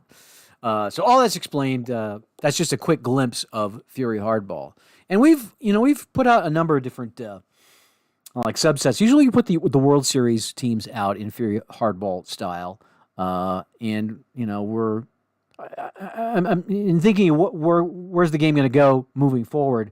We've got probably 40 or 50 different international teams, so I don't know that adding more teams is really feasible. We'll continue to offer the World Series teams. I've thought about making a Fury Hardball set with MLB players and making a Fury Hardball team for each of the MLB teams. I'm not sure that the interest is there for that, but never say never. Would love to see this game kind of take off in the same way that we're talking about the Fury Football, where it sort of is a alternative, distilled down version of Big League Baseball, not necessarily an alt sport. All right, so that is Fury Hardball. Let's take a look at another Fury game for this Game Lab segment. It's I call it a Fury game. So you've probably seen. I know I've brought this book out before. This is a book that I picked up. Let me set my timer here. This is a book that I picked up at a Goodwill store. Gosh, it's probably been 10 years ago now. It just kind of, I saw it on the shelf. Ooh, soccer speedball flag football guide. It's a like a rules book for these 3 sports for women. It dates from, as you can see, July 1970 to July 1972. So it's kind of a vintage, sort of an alt sport. Particularly talking about speedball. Soccer we know how to play. Flag football we know how to play. What the heck is speedball? So in this rules book is an explanation of speedball. So I've had this around. I thought, well, I should make a speedball game. And in this version, it's kind of a hybrid of soccer and football, where you're kicking the ball, but you can also, they call it an air dribble, where you can pass it, and then you have goalposts to kick through. Well, they're also, so I from time to time we'll revisit this, thinking, well, I should make a little speedball game. Recently, I went online. I said, I'm going to take a look and see if there's any video of this. Because one of the hardest parts about an alt sport, about a faux sport, is having to visualize it. If you can visualize it, it's a lot easier to make a game out of it. So I went online, and as it turns out, there's another sport, a new sport, that is now called speedball. It's played in high schools across the country, kind of a PE sort of a game. And instead of being a cross between football and soccer, it is a cross between basketball and soccer. It's played indoors. on a basketball court with a basket that you can throw the ball into, or a goal that you can kick the ball into. So this game, this is my latest stab at speedball, and it mimics that particular sport. You can Google this and take a look and see if you want to see what I'm talking about for what speedball actually is. So very, very basic here. We have a set of charts. We have basic scoring. Is this all on camera? I don't know if it is. We're going to set up 2 teams here. There's 3 players on each team. There's a bomber, a point person, and a fighter. I just used that terminology, kind of like, aircraft battle terminology, bomber, fighter, point person. And I'm just going to deal out 3 players. So this is might as well, as long as we're using alphabetical, we might as well keep it in alphabetical order. Adams, Baru, and Collins will be on this team. Delmar, Edwards, and Franco on this team. And we put a little. We start the game in the center court. There's like three zones. This scoring zone, this scoring zone. So these guys score in this zone. These guys score in this zone. This is the center zone. And you will roll 2 dice, and you have a basic chart which is going to ask for a quality, and will give you a possible alternate results for depending on whether he has the quality or not. So we'll give the ball first of all to these guys, the DEF guys, and roll a 15. Does the offense bomber have arm? So the offense bomber, Delmar, does have the arm quality, so he's going to throw it, basically. And that means that they're going to move it into the scoring zone. So from that point, he can take a shot at it, and it's very simple. It's a Fury die type thing. Actually, I have a Fury die here, so unless I roll a triangle, it's going to be good.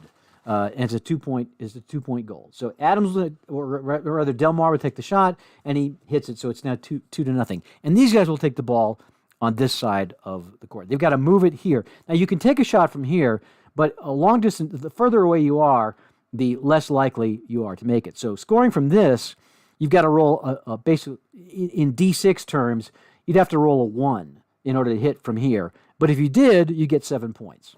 From the middle of the field, you got to roll basically a 2, 3, or a 4. There's a 3 out of 6 chance, and if you make it, you get 3 points.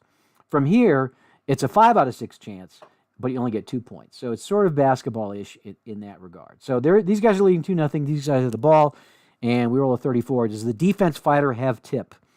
He does have tip, so Franco's going to tip it away, and they're going to get the ball right there, and he'll take another shot. And it'll be a 2-point shot, and he makes it, so now it's 4-0. These guys take the ball again. 22. Offense fighter with touch. Let's see. He does have touch, so he's going to move the ball into the center court, and he'll go ahead and take the shot.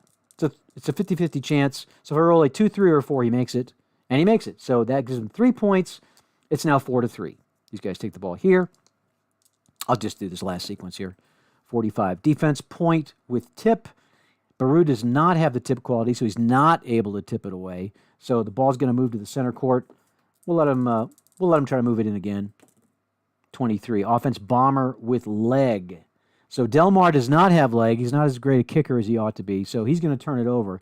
So the ABC team is going to get the ball in the middle of the court. Let's do one more. Let's have him try to take the lead here. Baru will take the shot, and he's going to hit. So these guys are now leading 6-4 after 2 3-point shots. So that is basically how it would work. Obviously, it's super basic at this point. There's no, special. I can envision each of these players having a specialty. I can envision certain players being better at throwing instead of kicking. There's all kinds of little nuances you could add to this, but that would be that's my current version of speedball that I'm messing around with. All right.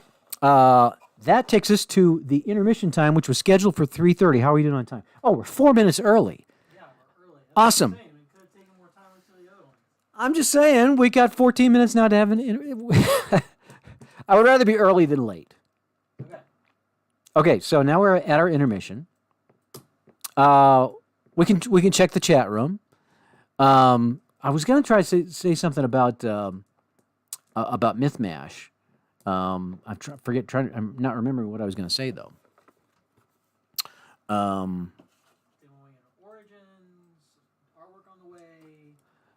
Right, the artwork is on the way. We commissioned an artist to I should say Sam really did all the legwork on this to create art that is our own art, and the cards look really cool. I'm not sure exactly when we'll have it, but I'm thinking to be before the end of the year. What else was I gonna say? I'm looking over our list here of stuff. First Contact. I think we kind of hit the high points on all these. I guess that's it. I guess I don't have anything more to add. Grab a quick snack. that comes to mind. Yeah. Jump back into it early. Yeah. I think that's fine. What anything in the chat room that needs to be? Here's your chance in the chat room to post a question. We got a little bit of downtime here. I don't think 4 minutes early is that unreasonable. I think it's it's not like we're 20 minutes early. 4 minutes, come on. Well, what I'm saying is we scheduled that 10 minutes so that we would have 10 extra minutes to go over on our other segments. Well, I think we're doing fine. Okay. I don't have any problem with it. Yeah, we were talking about Twisted Fate. So the idea, that's one of the reasons we called it Twisted Fate, was because we had other scenarios in mind, like cops versus dinos. It's like these matchups of unrelated, combatants, cowboys and aliens, policemen and dinosaurs. And we had several others that we were thinking of. And I love that concept. Bringing that up is like, I want to work on that. That sounds like fun to me. We always have something in the pipeline. I had forgotten about cops and dinos. It had been a while. Let's see here. I don't see actually any questions here. Beep beep beep beep beep beep beep beep. Todd W is in the house. Todd's been a big fan of both the Fury Hardball and Fury Football. I see Steve Towers here. Steve, I was super excited that you're going to be doing Monday Night Tights again. I've been meaning to message you. It's just been crazy around here, but super excited. Reach out to me after the stream and let me know if there's anything we can do to, help you juice that up with, with cards or whatever. I'm super excited that you're going to be doing the Monday Night Tights again. It's always super fun. Bring on another Game Lab game, Smokey and the Bandit. Spoiler alert, we will be taking a look at Smokey and the Bandit, also known as Truckin' 76. That's coming up in the next segment. What do we got here? Here's Dave Little. Most intriguing new sport I've seen is MMA basketball. We were talking about like alt sports. Like, for example, somebody sent me a link. I don't even know if it was from the sports game community. It might have been outside the sports game community of a sport which is basically soccer, but there's 4 teams playing at the same time, and there are 4 different goals, and you're trying to score in any of the 3 goals that's not your own. And it's like, has anybody heard about this? Maybe somebody sent me this link, but I looked at it and thought, that is pretty wild. You wonder, you try to visualize what that would look like. And I would think it would be a really hard sport to follow. But as hard as it would be to follow, now it might be super fun to play, though. I mean, and maybe that's the point of it. Because, that would be cool to play a sport like that. But to try to watch it, I'm not sure it would make a great spectator sport. And it would be super difficult to do as a board game. There are limitations as to what you can do with alternative sports in a board game. But I really am. I'm really pleased with the alternative sports we have with Fury Football, Fury Hardball, and we have designs in place for Fury Hoops, and we talked about maybe Fury Hockey, but again, if you've got a real sport that you can kind of pin it to, it always helps. Let's see. Boxing chess is crazy time. Boxing chess. Okay. Rob Galmore says 4 square soccer. We played it in school. All right. Yes, the highlight game. Highlight is another sport that's interesting. It's was a lot bigger than it is now. At one point, it was quite popular in middle of the middle of the 20th century, 50s, 60s, 70s. But for one reason or another, it's kind of. I think it's coming back. I know that there is a YouTube channel that focuses on highlight. Let's see. Frisbee golf. Yes, we have had Peter Proofer suggested frisbee golf.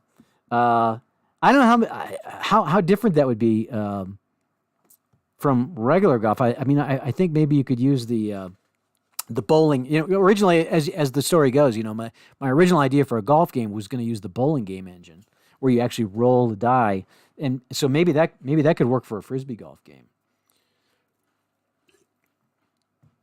Frisbee golf. Well, all right. I see Lutron. That's Luke. Luke Holman. Seconds frisbee golf. So what? What would you do? I mean, it seemed like with frisbee. So when I watch people playing frisbee golf, they got their backpack and it's stuffed with frisbees. And my first thought is, why? You really only need one frisbee, right? And they're saying, no, you gotta have, you got the little tiny frisbee for putts or whatever. I'm thinking, I don't know. So obviously, I don't get frisbee golf where the decision making happens. But I would think that in a frisbee golf board game, you'd want to have, number one, you'd want to have some choice in what size frisbee you're using. And number two, I would think you'd almost have to have some sort of manual dexterity, because that's what all frisbee golf is. You're flipping that disc. Indoor soccer, yeah, that would be fun. Indoor soccer. We talked about making an indoor version of Soccer Blast a couple years ago. Did a newsletter article on that, and there's some issues with it. It's difficult to do because of the rate of scoring is such that the Soccer Blast engine doesn't work as well. The lacrosse engine, you'd almost have to use the lacrosse game engine for an indoor soccer game, where you've got like goals that just kind of happen out of nowhere in order to get the goal scoring up to the right amount. Let's go ahead and just jump right into our next segment. I'm going to grab another sip of my Dave Little. Disc golf skills are directly correlated with marijuana intake. All righty then. Make that a caddy card. Yeah, put that as a strategy card. Right. All right, let's pick it back up. We're about 5 minutes early, but that'll be fine. We're going to move to looks like Aviatrix 37 is the next game. Give me an Oreo. I want an Oreo before I get into this. We never buy cookies around here, but I thought, what the heck? It's a NOW-A-Thon. The golden Oreos. You don't mind, do you? I got to sit back so I don't get crumbs on our game mat, though. I'll tell you, I love this game. I find this game, and I'll be honest. People say this game is too hard. I can't play this game. I love this game. To me, this game is a constant challenge. It always calls to me like, play me. So I get it out as much as I can, because to me, it's fascinating to try to do something that wasn't accomplished in real life. I feel like the game recreates the difficulties that Amelia Earhart faced in a really interesting way, and I feel like it's realistic. What did I do with my dice? This goes with this. So I'm going to get it out here. I'm only going to spend 8 minutes with it. You know what I'm going to do? All right, here's what we're going to do. Let me get the game out. Then I'm going to hit the 8-minute timer. You've got an extra 4 minutes. I know, but I want to allow time later for you to talk about some of those other Game Lab games. Okay. There's a couple of those games you don't want to really. It'd be nice to have a couple extra minutes. So what we're going to do is, I'm not going to explain this game, except to say that it is a recreation of Amelia Earhart's attempted flight around the world, which really all came down to this stretch right here. Leaving Lae, New Guinea, trying to get to Howland Island, Howland Island is like a mile-long patch in the middle of the Atlantic Ocean, surrounded by nothing, and it's quite a far distance from New Guinea. Amelia, I guess. In fairness, I need to start my timer. Probably was beyond, if not beyond the capability of that Lockheed Electra, it certainly was stretching it. We're going to take off from Labe, New Guinea, with no damage. And really, if you can succeed at this, this is the stretch that makes or breaks the game. I mean, just like real life. The rest of the game, so my hint here is people play this game, you got to be patient. You know, the game is set up so that if you make it around the world in 30 days or less, you get the $100,000 prize. Forget that. You just got to try and make it around the world in one piece. You got to try. The real goal should be just to make it all the way around from Oakland to Oakland, and then you can bask in the glory. And maybe you don't get the $100,000 prize, but that's a win to me. So that means that if you get sick, you stay on the ground till you're well. If your plane's broken, you stay in the ground, stay in some remote city in Africa until it's fixed. And that might cost you a month, but that's what you do. And eventually, the odds are pretty good you're going to get to Oakland. However, it doesn't always happen that way. The game is set up so as to be realistic. But let's see if we can make it here. We are going to, of course, take extra fuel. Oh, let me grab that extra white die here, because I think I've only got, you pretty much want to have extra fuel. I should have had a 6th fuel die in this box. I don't know what I do with it. Which means that if you roll a 5 or a 6 on takeoff, you're going to have to take damage. But you also, but that's not bad necessarily, because you can always land a damaged plane on Howland Island, and it'll take you forever to fix it. But if you roll a 5 or a 6, you're going to get those spaces. So I'm going to take off. I got my extra fuel die, and we're going to see if we can make it to Howland Island. Here we go. We're taking off. I rolled a 2, so I'm good. I'm going to try to get this. I'm going to try to get this little symbol here.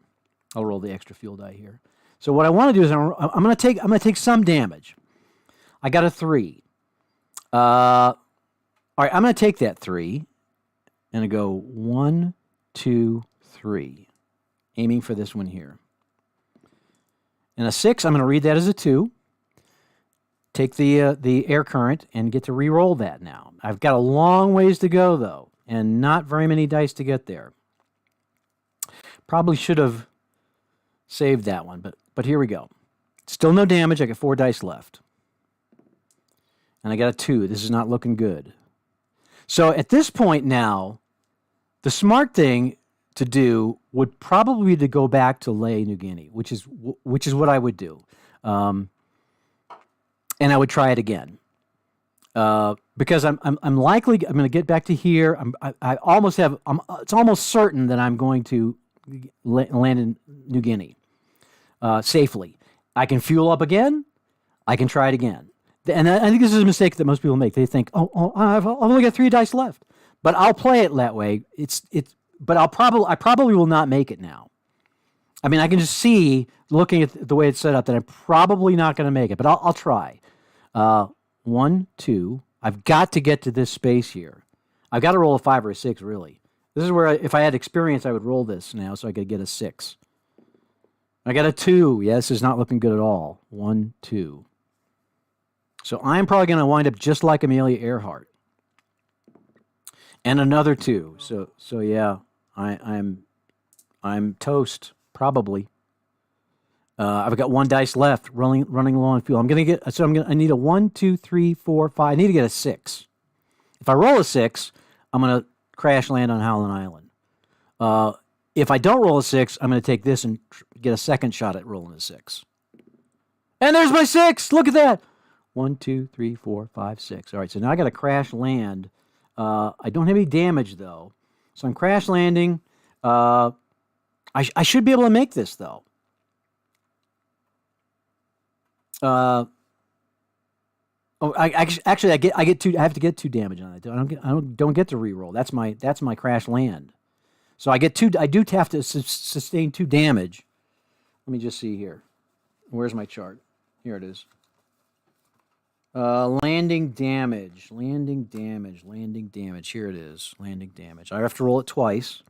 Oh, minor structural damage, 0. Minor tire damage, 0. So I made it to Howland Island. I crash landed, but I did so brilliantly. I did not damage my plane. So now I'm sitting on Howland Island with no damage. And I made it. See, so people say it can't be done. It can be done.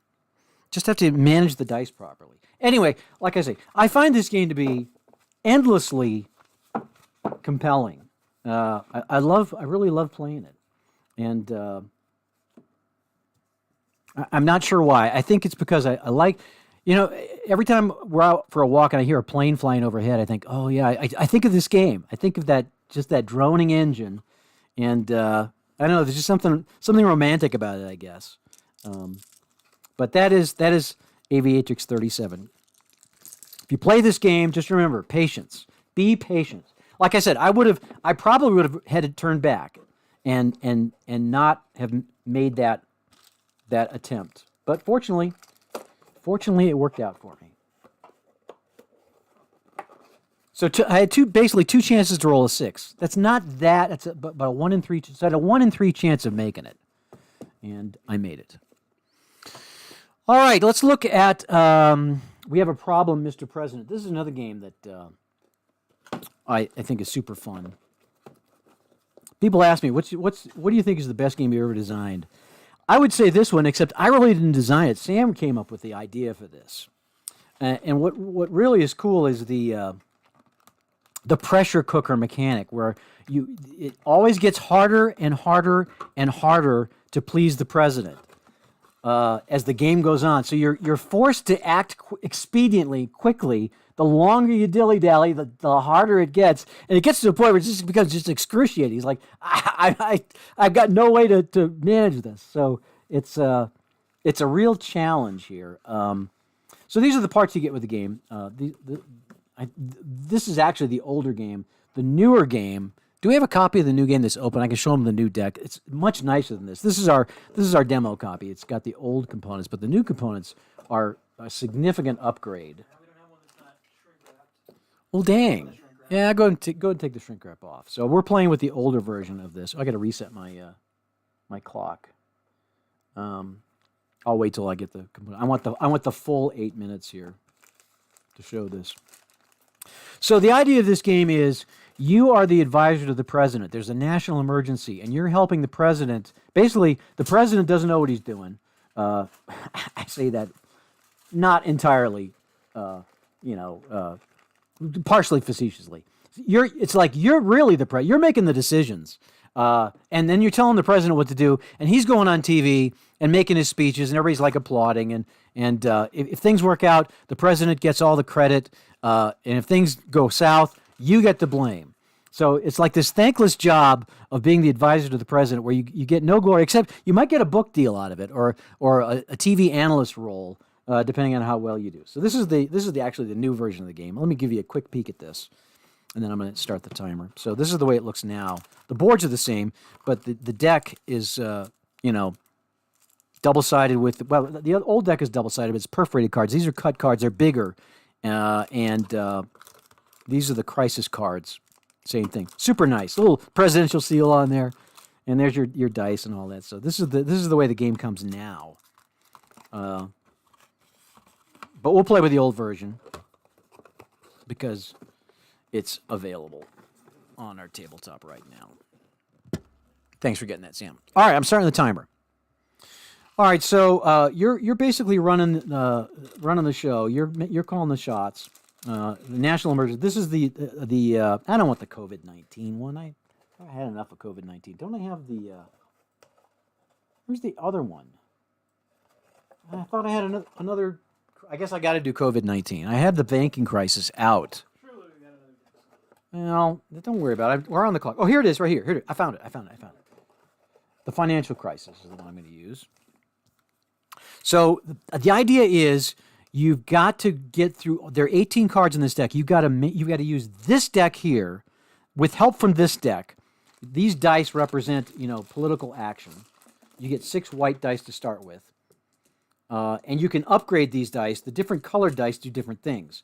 The blue dice can be used to increase presidential approval automatically, basically, brown nosing the president. The red dice can be re-rolled if you need to. So if you need a 6 and you roll a 2, you can re-roll it and hopefully get a 6. Or if it's not to your liking, if you need more beef on your approval roll, you can get it by re-rolling this. The yellow dice can be adjusted. So if you roll a 4, you can make it either a 3 or you can make it a 5, depending on your needs. Like if you roll an 11, or if you get doubles, sometimes you will get extra bonuses. So if you rolled a 3 and another 3 here, well, that would be doubles. Let's say you rolled a 5. You can switch that to a 4, and now you get 7, and you get a bonus for it. So the yellow dice are very helpful in that regard. The green dice are just extra dice that you get from like getting doubles and stuff like that, and they are just added to your pool. The black die is a fury die, which just helps you determine whether your move is successful or not. So you start with 6 plain white dice for each crisis. And you're going to deal these, you're going to shuffle these up, and the idea is you have as many cards out as the day it is. So if this is day 1, and so we're going to put 1 card out. And let's see here. It's a jobless protest. Again, these are all themed to the financial crisis. So the TV crews are out there filming this big jobless protest. So your job is to dispense of these cards by using your political capital. You have this political capital deck. This has to last you the entire crisis. If you run out of these cards, then then you get fired. So you have to manage this deck. Usually you want to flip over 2, 3, maybe 4. So you'll start the turn by looking at your challenge, the first challenge, and I'll go ahead and flip a card over. I'll attempt to dismiss any reveal crisis card, stacked or solo. That might be helpful. I might need something else. I really would like to get something that's going to give me a colored die. And that one's not good for this. I need a colored die. This gives me a free double down or triple down. That should be enough. That'll be enough for this time. Okay, so now I'm going to roll these dice. I'm not going to be able to manipulate them at all because I don't have any colored dice yet. But I basically want to get rid of that card if I can. I roll these dice, and I can place them based on the dice here and the dice here. Now, the only caveat is that each turn ends by getting the president's approval of whatever decisions you've made. And you get that approval by rolling higher than the number. So on day 1, all you got to do is roll better than a 1. That means I could roll 1 die, and if I roll anything but a 1, I get presidential approval. If I roll 2 dice, I'm guaranteed to get his approval. If I don't get his approval, none of my moves happen, and I get that further behind. But as long as he approves all the decisions I make. So I'm going to go ahead and set aside 2. I am going to place this 2 on this card here because that will dispense with the jobless protest. 5s and 6s, by the way, count as any number. You can use these as any number. So I probably want to save this. Reroll those. So these I can use. I don't really need any of these. I'll take the free double down roll, but I don't even need a dice for that. So I'm just going to go ahead and do this. I'm going to roll all these. Well, I'm not going to roll all of them because if I roll a 13, if the combination I roll comes up to 13, then that's bad for me. I'll only get 5 dice tomorrow. So I'm trying to get something to give me a 7 or 11, so I'll roll 2. These dice I just won't roll. So now I'm going to try to get the president's approval, and I roll a 6. Oh, and it's doubles. So now I can double down, and I get a free double down turn here as well. All right, so the president approves. That means my jobless protest move is going to get rid of this. I can double down if I want. I don't have to, but I will. As long as I roll 7 or better, I'm going to get a perk. And 11. Okay, great. I get to choose any of the above, so I'll take an extra die for tomorrow. And then I get the second one. Actually, you know what? I think I'm just going to leave well enough alone. I'll take my extra die, and that'll be the end of my turn. So that means next turn, day 2, I'm going to get to roll 7 dice. These all go away. Your political capital freshness expires after 1 day. Let's go and do another one. So now we put out 2. It's day 2, so we have to have 2 of these cards showing. Now there are only 18, so there does come a point where all the cards are out, and you just simply have to get rid of them before the end of the either the end of the 16th day or the present. You get fired. All right, let's see what kind of political capital I need for this. Corporate bailout request. All right, so I'm going to try to get some colored dice here. Tough talk. I don't need that. Court injunction. See these expenditures basically match these expenditures. So there's really no point in going for those. What I really want is something that's going to give me some extra, because this is leaked information. If you get 2 of these showing, you can keep flipping political capital cards until you've seen enough. And now, but the thing is, if you flip 2 of these, then you're going to lower your approval, which starts at the get it done level. If you flip 3 of them, you're automatically fired. So I'm just going to leave well enough alone. I'm going to roll these 6. You know what? I am going to pick another one. I really need to get a colored dice. Here we go. Exchange white die for red die. Okay, so I'm going to do that. I'm going to go ahead and roll these now. I've got all the political capital I need. I can see I'm about done here, so I'm going to roll here. So I would go ahead and choose, I need a 3 for this. I'll use the 6, and I'll use the 2, and any die could be used for that. And then I'll go ahead and put the 1 here to get rid of this. I will put the 3 and the 4. This is kind of going to count as a 3 and a 4. And I still need these 2 to pass the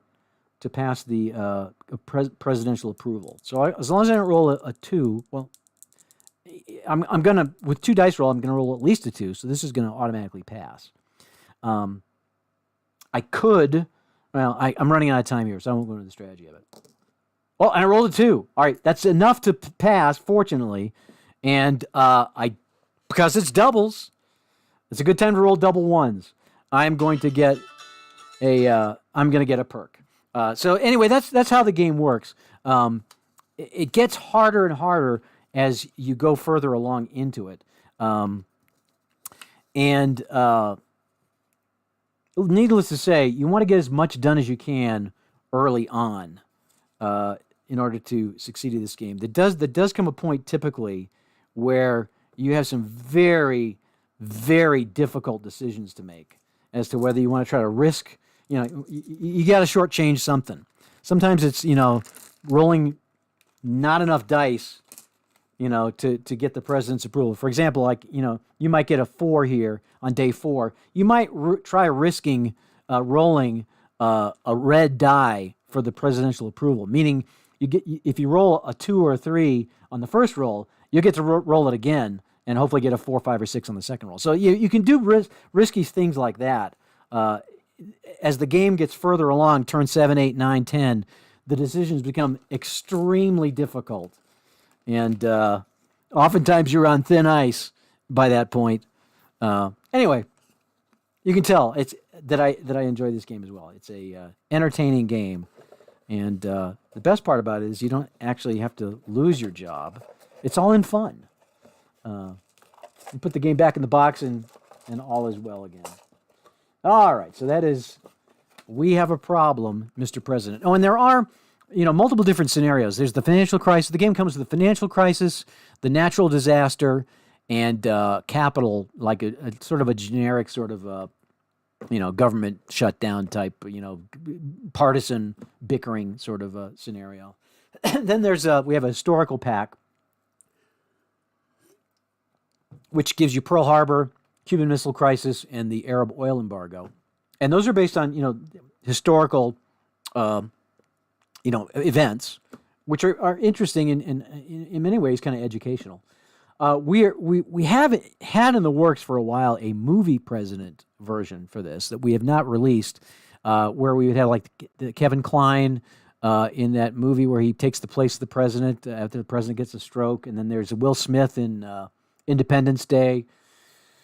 And there's the president who's, I forget the name of the movie, Gaucho, I think it's called, where he's just this bozo president that crowd surfs and, Anyway, we have the decks mostly made, but we're having some issues with the political capital cards, making the political capital cards work.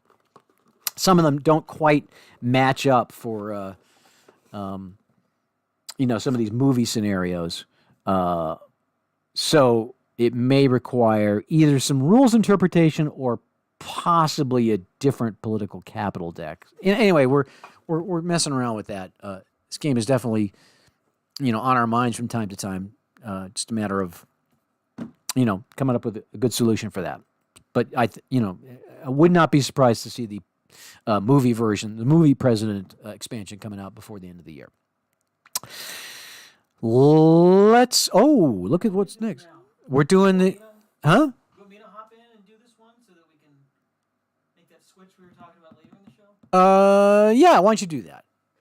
I guess. I don't know. I'm doing okay, but Okay, go for it. let's just keep going. We're gonna do Truckin' 76 next. Is the next game. Let's get it out. There's not really a lot to tell about this game. Again, this was the other game, or one of the other games we had in line for the Summer of Now. We just didn't get it together. Just too many other things going on that we weren't able to really get the art and everything together, because the game itself is really pretty much finished. It's similar to Aviatrix in that you have a map.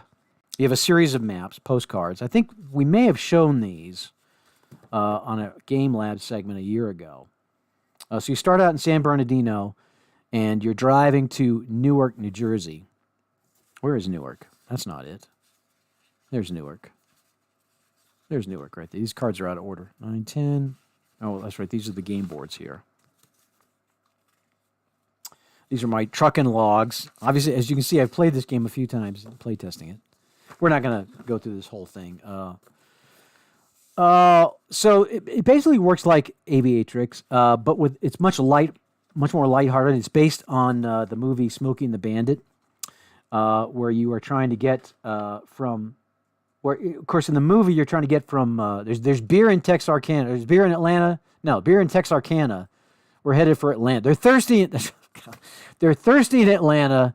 There's beer in Texarkana. So we're eastbound and down, loaded up and trucking. All right, so that's kind of the theme of this.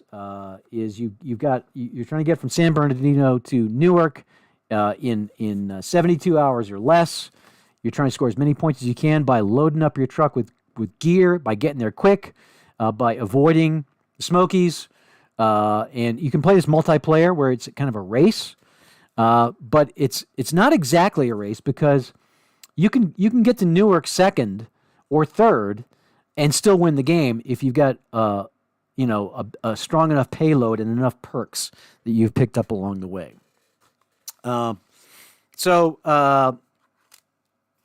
There's three different colored decks. The yellow, different colored decks. The yellow deck is the payload deck.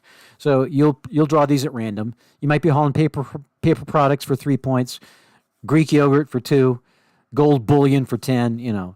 Home appliances for 8. So you'll shuffle these up, and that'll tell you what your initial payload is. Now the max payload, obviously, there are way stations along the way. So your max payload is 10. However, if you choose to, you can carry more than 10, but if you have to go through a way station, then you got to decide whether they might wave you through. They might not notice, but they might. And if they notice, then you will get a big ticket and you'll have to lose your payload. Or you could just try to blow the way station, just outrun the Smokies, and that's an option as well. It's kind of up to you as the case presents itself. The blue deck, you choose these after you pass one of these interstate shields. And there's 3 different routes: a northern route, a middle route, and a southern route. And then the red cards are the Smoky results.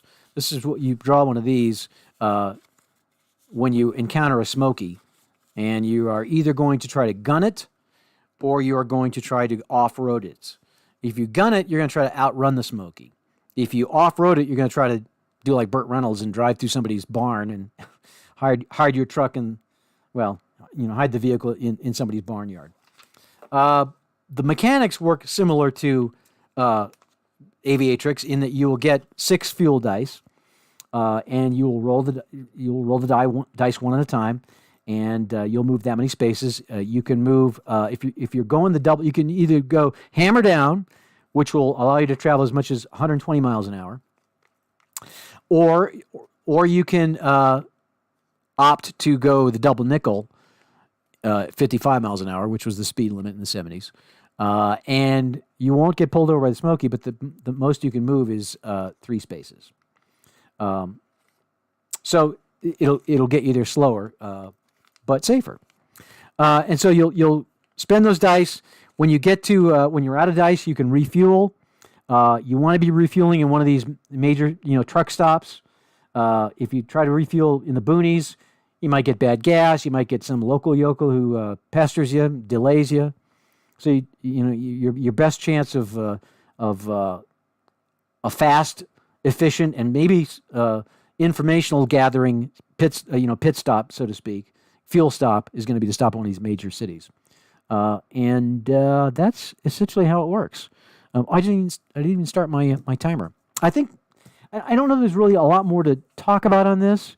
I'll run a turn or two, just to show you. We'll use the yellow dice here. So start it in San Bernardino. Here are my fuel dice, and we have a trucking log, which will allow you to keep track of what you're doing, and how fast you're going, and obviously you want to be in Newark before you get to the end of this box, or you lose the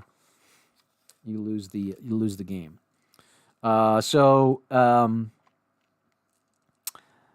Trying to think, there are a couple of wrinkles that we've added with options that you can pick up. Where did I write those down here? I think they're maybe on the back of this.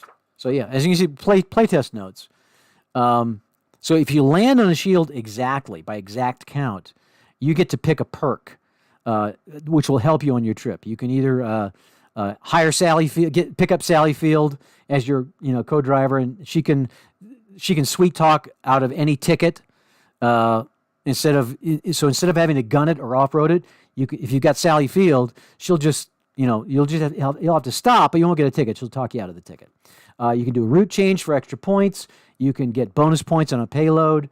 You can get an automatic save for later way station wave through. There's various things that you can pick up if you land exactly on the shield. So let's go ahead and go. Oh, we rolled a 1. That's not good. And we rolled another 1. Oh, that's not good. And a 5. So we're going the double nickel. We'll take the middle route. 1, 2, 3. So we pass the shield. We're going the double nickel, and that tells me we get fuel economy. Oh, we get a 6-sided fuel dice. We get one of those dice back, and we get to keep going. And I'd be writing all this down for our records. Oh, another 1. Man, it must be road construction or something. And I got a 3. 1, 2, 3. Still going the double nickel. And I think we're going to try to stop in Vegas. So I rolled a 3. I can stop in Vegas and refuel and get my 6 fuel dice. So this doesn't seem that exciting yet. We haven't had a lot of well, and I guess I got to flip. I got to check the second shield that I just passed going the double nickel, which would gain me. All right, so I got Convoy, gains me a D10 voucher for future use. So I can get this, and I can use this like an extra dice, except I roll the D10. Where's the D10? Here's the D10. And that will allow me to, if I roll 1, 2, 3, 4, 5, or 6, I read it normally. If I roll a 7, 8, 9, or 0, I can choose whatever number I want, whatever number benefits me the most. So anyway, that's how Truckin' 76 works. And again, the game mechanics are in place. It has an interesting mix of decision making. I'm finding there's a lot of different ways you can play it. You can try to beef up your payload, pick up the way station wave through, and get a free pass.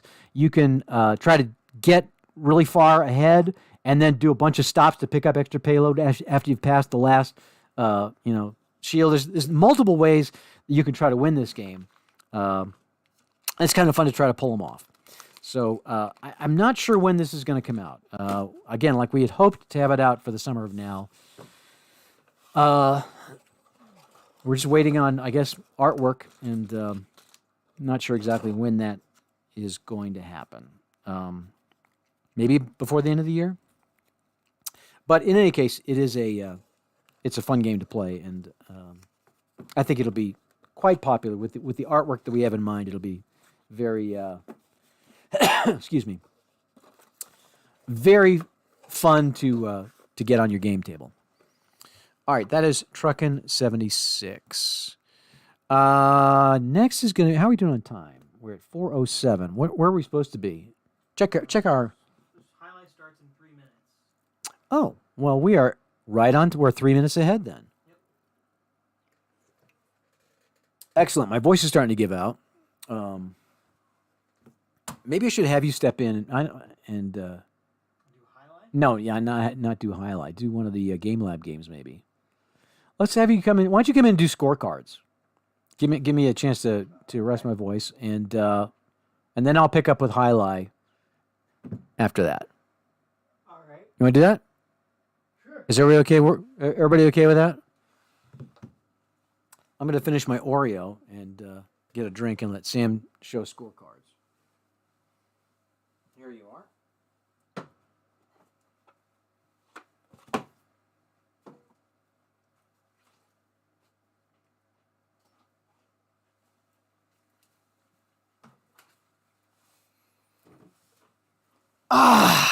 It's good to be back. Your arm is right in front of the camera. Couldn't be in a worse spot. The other camera. That camera. Oreo. All right. Time for scorecards. A little off schedule. That's okay. Let me center myself here. So, I'm sure most of the people in this lobby are familiar with scorecards. We've done several videos on it recently. Let me get it out, and we'll just kind of talk about, what's going on with the game, how we got to this point with the game. Oh, you know what? This is actually this is an older version. You can see we used to have white on the sides of the box and sort of the multicolored motif continued in the middle there. If you've got the copy of the game that is the final version, then you know what it looks like instead of that. There's also a border around these cards that is not there in the final. What? Do you want a different one? Or? Different one, what? Oh, no, this is fine. Okay. Key's asking if I want a different version of scorecards. This will get the job done. We might not even... I'll play a sample hand. Why don't I play a sample hand? I don't know. Should I talk about... Have we talked about what's going on with this game? Why don't you use this segment to talk about that? You can show the game. I think most people are pretty aware. Yeah. If you can hear Keith... I don't think you can hear Keith off camera, but he's saying most people are probably pretty aware of the gameplay of the game, so maybe we should instead use this opportunity to talk about a exciting opportunity that has come up. I think we may have mentioned it briefly on one of our other scorecard streams. I think when we launched it, we talked about how there is something in the works with it, but I think we've signed all the paperwork. The contracts have gone through. I think we are now probably in the clear, hopefully in the clear, to talk about what's going on with the scorecards. So we will be working with a large publisher to get this game to a mass market. Really, I don't know if working with is the correct phrasing here. They will be handling pretty much everything from this point on. So if you're still interested in getting a copy of the game from us, don't worry. We've got it in stock. We will not have it in stock indefinitely. There will come a time when we stop selling scorecards ourselves and it is exclusively available through this other distributor. I'm not sure if I should name them. I don't know why it wouldn't be a good thing, but I don't know that anybody would recognize them, but yeah. I think you can. Probably I should have prepared for this a little bit better than I have. I'm just kind of as I'm, talking about this, having to think in the back of my head, like, can I say this? Can I not say that? I don't know. But basically, the story goes that while we were at Dice Tower, the convention earlier this year, Mike was showing this game to anybody who would watch, and of course, being Mike Fitzgerald, he has lots of connections in the game industry. So he's buddies with the guy that runs this large publishing company, and they got to playing the game, and he said, "Wow, that's really good. That's a great game you got here, Mike. And do you want to talk about it?" So of course, Mike came back to us and figured if we wanted to talk about it, and we said yes, of course. And so one thing led to another, and sent some playtest copies off, and now here we are.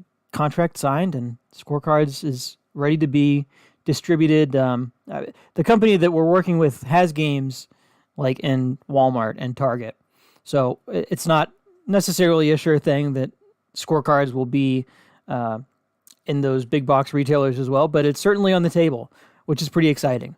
So, and from what I can tell, I think they're planning to use the game basically as it is, current artwork, current cards, current everything. So, if it really picks up, you might consider picking up an early copy. This is sort of going to be like a first edition artifact type deal, if Scorecards really takes off. So, could be something to consider. But yeah, I guess, how much time do I have here? 3 minutes left? I don't know how much more to talk about it. Well, real quickly, if you haven't seen Scorecards before, I'll show you kind of what's going on here. You've got these cards that all have numbers on them. You're going to be dealt out a hand of 5 cards, and so will your opponent. And you're using these 5 cards to build a tableau in front of you to score points. So every card that you play will score points. Scores points based on the text that's on the card. This is an older deck of cards, so the text might be slightly different than the version that you see in your copy. But for instance, this card will score you 2 points for each card in a group of all non-blue cards. So there's different colors on the cards. You play this down. This is the first card you play. Then obviously there's only one card that would qualify for that group, so you would score 2 points for playing this card. As you play more cards, though, obviously the scoring conditions widen. So if you play this card after playing, all of these cards, well, now you're going to score 6 points because you've got 3 cards that are in that group. And the real kicker here is that the cards that your opponent plays will also be eligible for your cards to score off of, and vice versa. So you're trying to set up plays that are going to score you a lot of points, while also simultaneously trying to get a beat on what your opponent is playing and trying to work towards, and then thwarting that as best you can, not playing into their strategy. So that's the main crux of Scorecards. The other interesting thing is that you're constantly refilling your hand when you play a card and then you draw a card. And you will play multiple hands over the course of a game. However, at the end of a round, you hold on to your hand. So your hand will stay with you between rounds, which lets you sort of set up for one final round. Normally, the way that this scoring goes is you'll see the last round be the highest scoring round because people have strategically held on to cards so they can set up this huge, massive scoring spree on the last round of the game. So your objective is to score as many points as possible. There's also some victory points awarded for the largest score, so it's not necessarily how can you get lots of average size scores. Sometimes it's beneficial to just get one big score that you're setting up the whole thing for. So lots of different strategy going on with this game, and it's really a fun game to play. It's light enough too, and abstract enough that it fits any setting. You can play it with gamers, you can play it with your family, you can play it at game night. It really fits any type of situation. So that is Scorecards. Very excited about the future of this game, and that's really all I got to say. That's about it. So I'm going to hand it back to Keith. And what are we going to pick up with Highlight next, or do you want to do Dodgeball? Let's just pick up with the schedule where we were. Okay. Looks like it's Highlight then Dodgeball, and then... Yeah, I think that is going to mean that we're going to do 2 Game Lab games at the end, but that's fine. We'll just roll with it. That's fine. All right, I'm going to sneak back in here.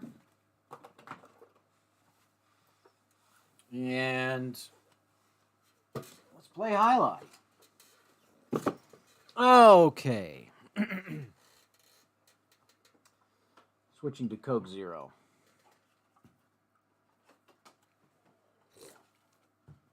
So Jai-Alai's been around for a while. I'm trying to think exactly when we released it. It's been a couple years. It's a holiday game first. It was a holiday game at first. Gosh, I think it's got a past. Yeah, I think it was a holiday game, and then we brought it back as a full box game, and it is a real sport. It's not a faux sport. You don't see a lot of Jai-Alai these days, but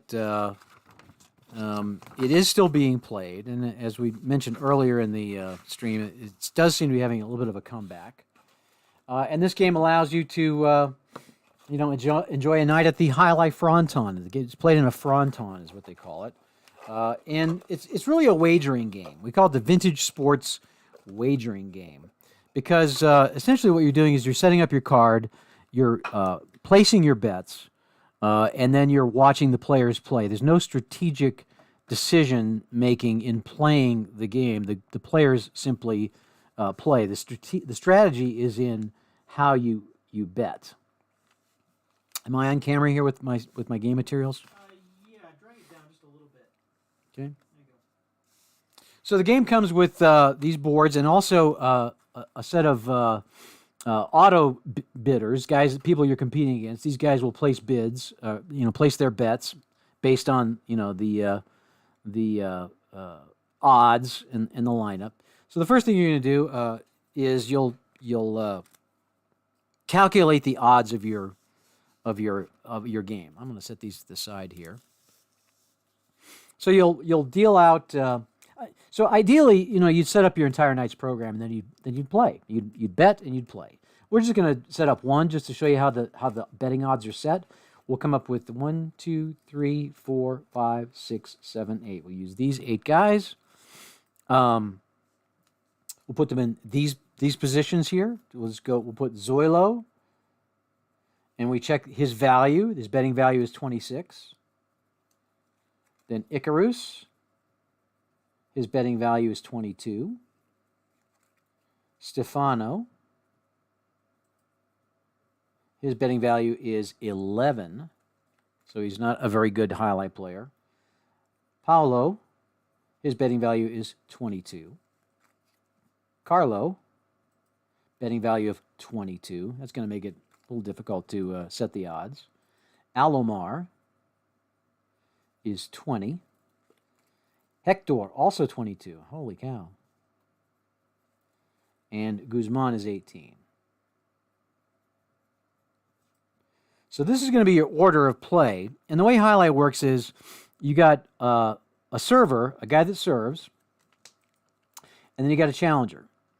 So Zola is going to serve to Icarus. If Icarus, then they're going to volley back and forth. They're playing this game with a very hard rubber ball and a basket like contraption that's called a cesta. And they catch the ball in the cesta and then they wing it back on the far wall, kind of like handball, except you're playing it with a wicker basket. And you wing it back to the wall. It bounces back and forth, and you alternate back and forth until somebody misses. When somebody misses, they go to the end of the line, and the guy that won the point gets to serve again and scores a point. First time through the line, it's 1 point. Second time through, it's 2 points. And the first player to 7 will win the match, will win the game. And then if you have the second most points, you place. If you have the third most points, then you will finish in the show positions. Kind of like horse racing in that regard. So in order to place our bets, we have to know what the odds are. And there is a house odds guide right here. And you look at who's the highest rated. Looks like the highest rated guy is Zoilo at 26. And so he's in post position 1. So he's going to have 2-to-1 odds. He's going to be the clear favorite to win this. Next highest, we got 1, 2, 3, 4 people that are at next highest. Wow. And they're scattered all over the place. So we have Icarus in 2. He's going to be 3-1. He's the second highest rated. We have Paolo in 4 and Carlo in 5. They're going to be rated 4-1. And Hector will be rated, also the second highest rated player, in the post position 7. He'll be rated 5-1. Then next will be Stefano, who is, I guess, the 1, 2, 3, 4, 5, 6th highest rated player, and he is in position 3. So he will be 10-1 odds. Alomar is the 7th highest rated player. He's in post position 6. So he will be 12-1 odds. And I got Stefano wrong. Stefano is the lowest rated guy. I'm sorry, I miswrote that. Let's see, sixth highest rated guy. Let me go and get the. Let me redo this. Just I don't want to mess anybody up here. All these guys are correct. So the 6th highest rated guy is Alomar, and he is in post position 6. He is rated 10-1. That's I had that right. The 7th rated guy is going to be Guzman, who is in the 8th position. He'll be 16-1. And the lowest rated guy, Stefano, with 11 points, he's in post position 3. He's 16-1 odds. So there we go. Those are our odds for this match. Now, if you play this game enough, you can keep statistics on these players and keep track of wins and places. It shows money points and so on and so forth. And you get an idea of who the better guys are. And you tend to develop your favorites. My favorites are Xerxes and Yadier. I kind of like to bet on them. Oh, they're there. So there's Xerxes, there's Yadier. They're just kind of my personal favorites. They've won me a lot of money. A lot of play money. And you do get play money with it. There's a big, thick stack of play money. So I would place my wager. Let's say, we typically, you start with $100. I'll place, Zoilo's probably going to win. He's the best player, and he's serving first. So you'd be probably foolish not to put money on Zoilo. I'll go ahead and put, but you're not going to win much because there's only 2-1 odds. I'll put $50 on Zoilo. I shouldn't bet that much, but I'll put $50 on Zoilo. So I'll write that down here, and I'll put $50 on him I'll put $50 on him to show. So because he's probably gonna finish at least in 3rd place. I won't get that much money for it if he wins, but that's kind of the way I like to play. It's like the safe bet. And then I would go through the game. We won't play a full game. I'll just show you how it works. Zoilo would go first. We would serve, and you use the serve. This is very similar to the tennis game. The tennis game actually is a derivative of this. Zoilo's serving. If I roll a 4, he gets an ace. If I roll a 9, he gets a bad. Oh, and I rolled a 9. So I'm probably going to lose my $50. So he lost the serve. He's got to go to the back of the stack. And I got $50 on him. That wasn't good. Icarus will serve now, and he gets an ace. So he gets a point. I should put this here. So a point for Icarus. Stefano goes to the back of the line. Icarus is still serving. We roll an 8. That's a good serve. And the return is outside Paolo's return range. He's got 4-8. We rolled a 9. So that's another point for Icarus. And now Icarus is serving to Carlo. 8. That's a good serve. And a good return. And a good return. And a good return. They're going back and forth. And that is a good return. Still good. Oh, it's good to go on for a while. And now it's outside of Icarus's range with a 4. And I'm not...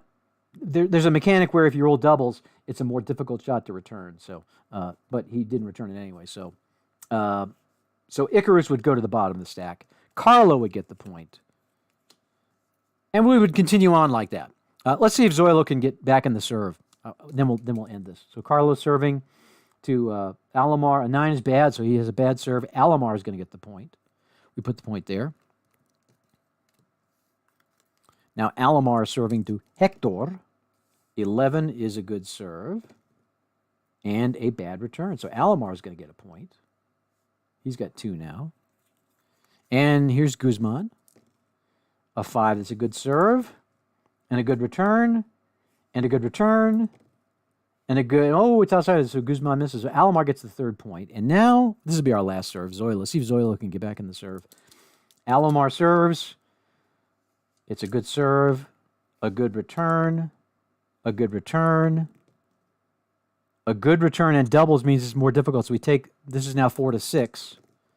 And, that good shot from Zoilo puts Alomar. So Zoilo gets back on the serve, and he gets 2 points because we're going through the second time. So that would give 2 points to Zoilo. So Zoilo could still conceivably pull this match out, and I could win my $50. But that's basically how it works.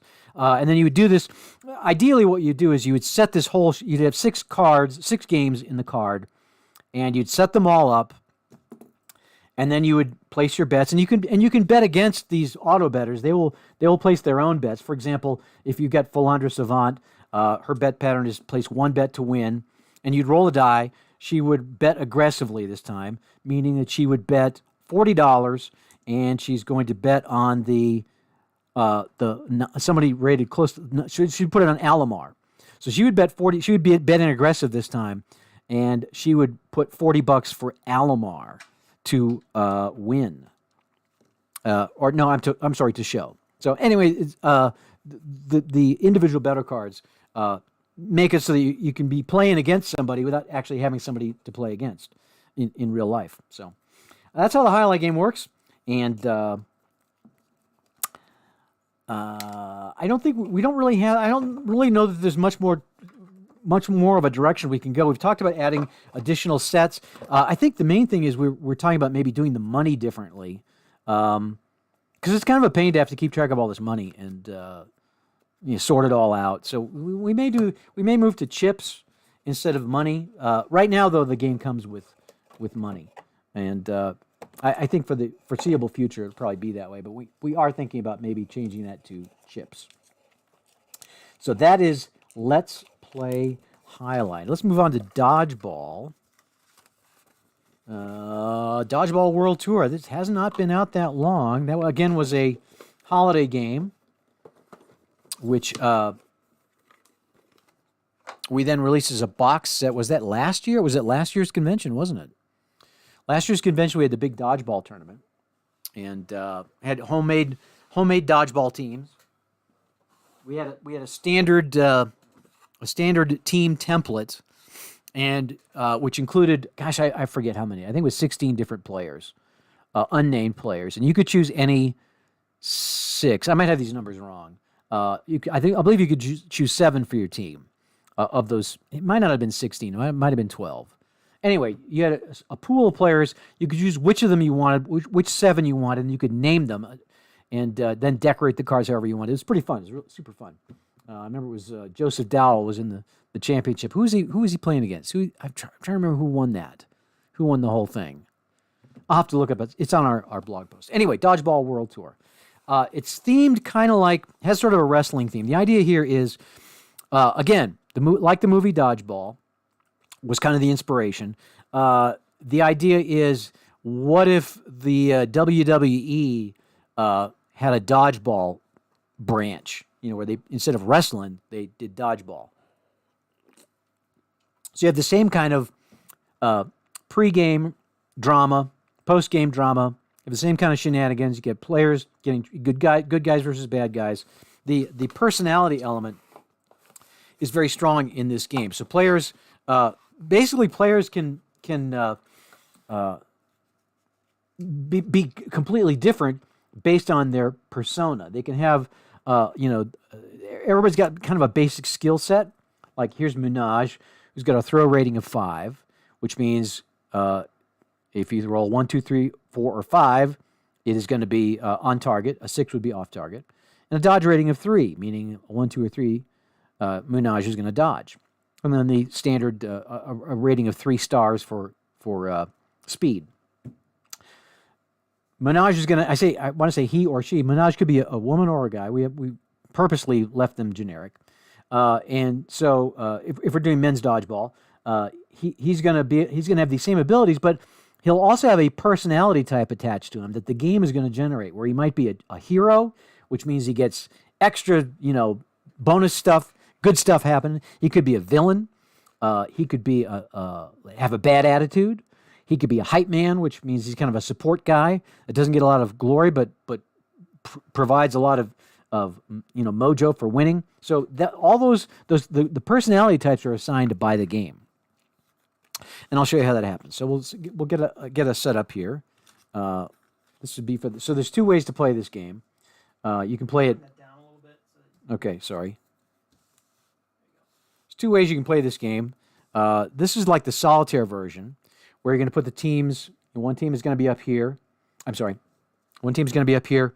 One team's going to be here. These are the subs. You would actually set this up. Let me give a little more table space. You'd set it up like this.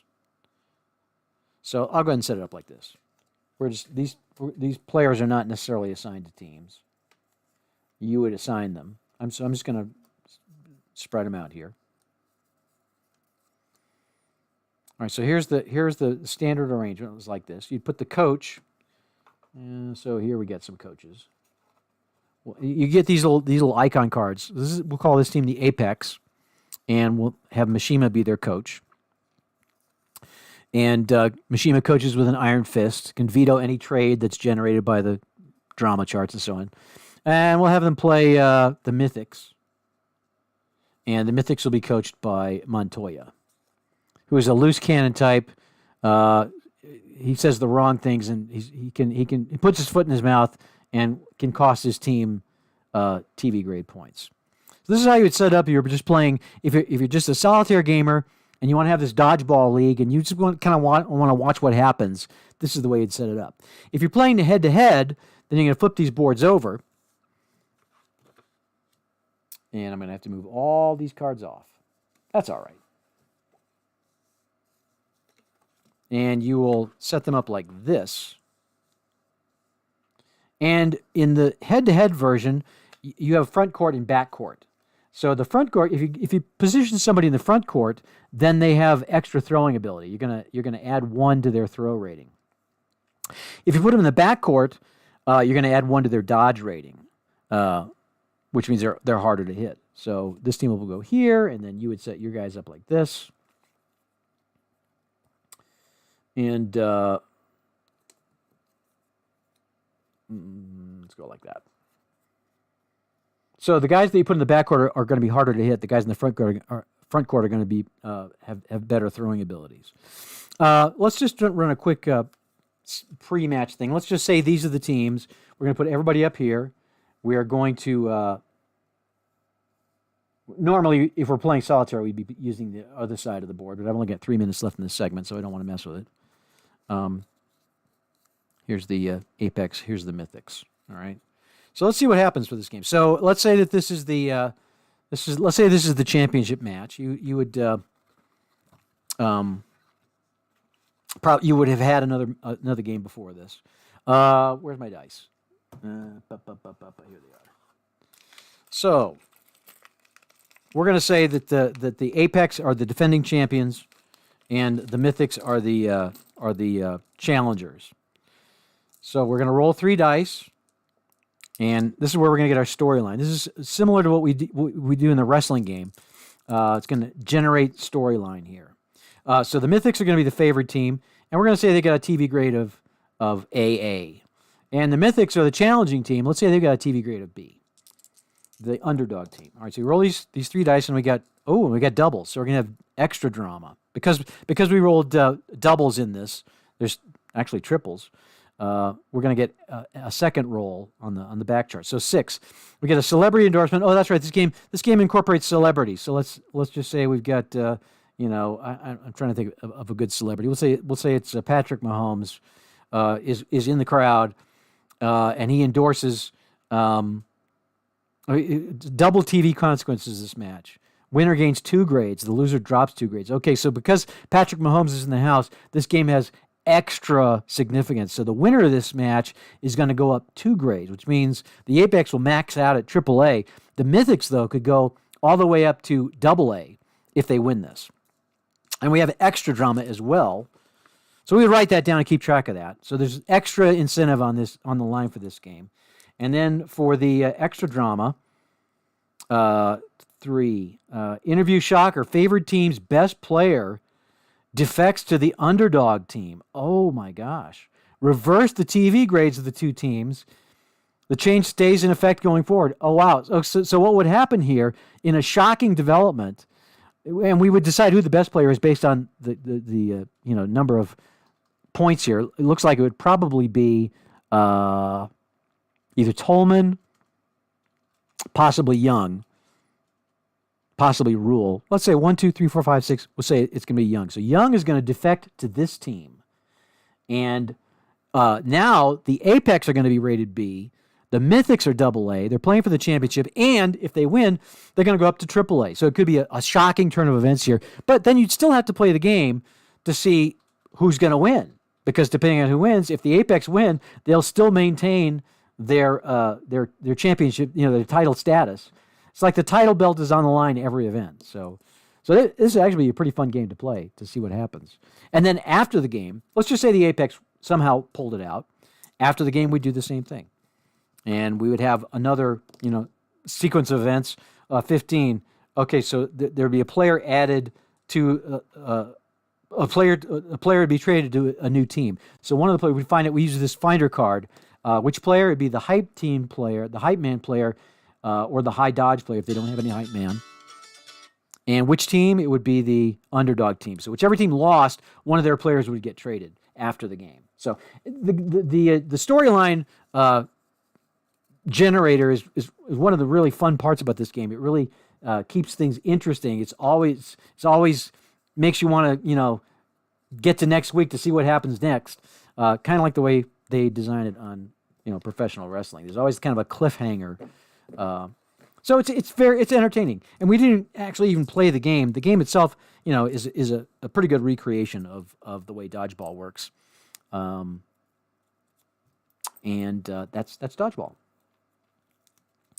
Heroes and Heels. That's why we call it Heroes and Heels Dodgeball World Tour. The idea is this is a traveling road show that goes from city to city to city, kind of like the WWE does, and packs the house in a particular city. They've got a standard roster of teams. You can be 4 teams or 6 teams or 8 teams, however many teams you want. And there's a system set up in the game which accommodates for any number of teams up to 8. And has like a format for each city runs the same format where you have like a preliminary game and then a middle round challenge games where teams move up or down in the standings based on whether they win or lose. And the evening ends with the title match game between the reigning champion and the first challenger. Oh, I got to put the instructions back in here. So that is Dodgeball World Tour. If you like the idea of a storyline type thing that kind of writes a script that sort of writes itself, but maybe you're not into wrestling, then I think the dodgeball game is really a cool idea. Oh, shoot, I didn't put my boards in there. Hold on, I got to open this up one more time. We're going to have chaos here after this stream is done. Next time we play these games, what? We're missing this board. What happened? It's probably sitting on the floor somewhere. All right. Dodgeball World Tour. Next on the list is going to be, I think it's your turn, Sam. All right. Yes, you've got a Game Lab game. Okay. Actually, Game Lab and Planet Flipper and Game Lab again? Yeah, I think you're going to wrap this show up. And all right, I'm going to get out of the camera range, and I'll see you at the end here when we wrap this thing up.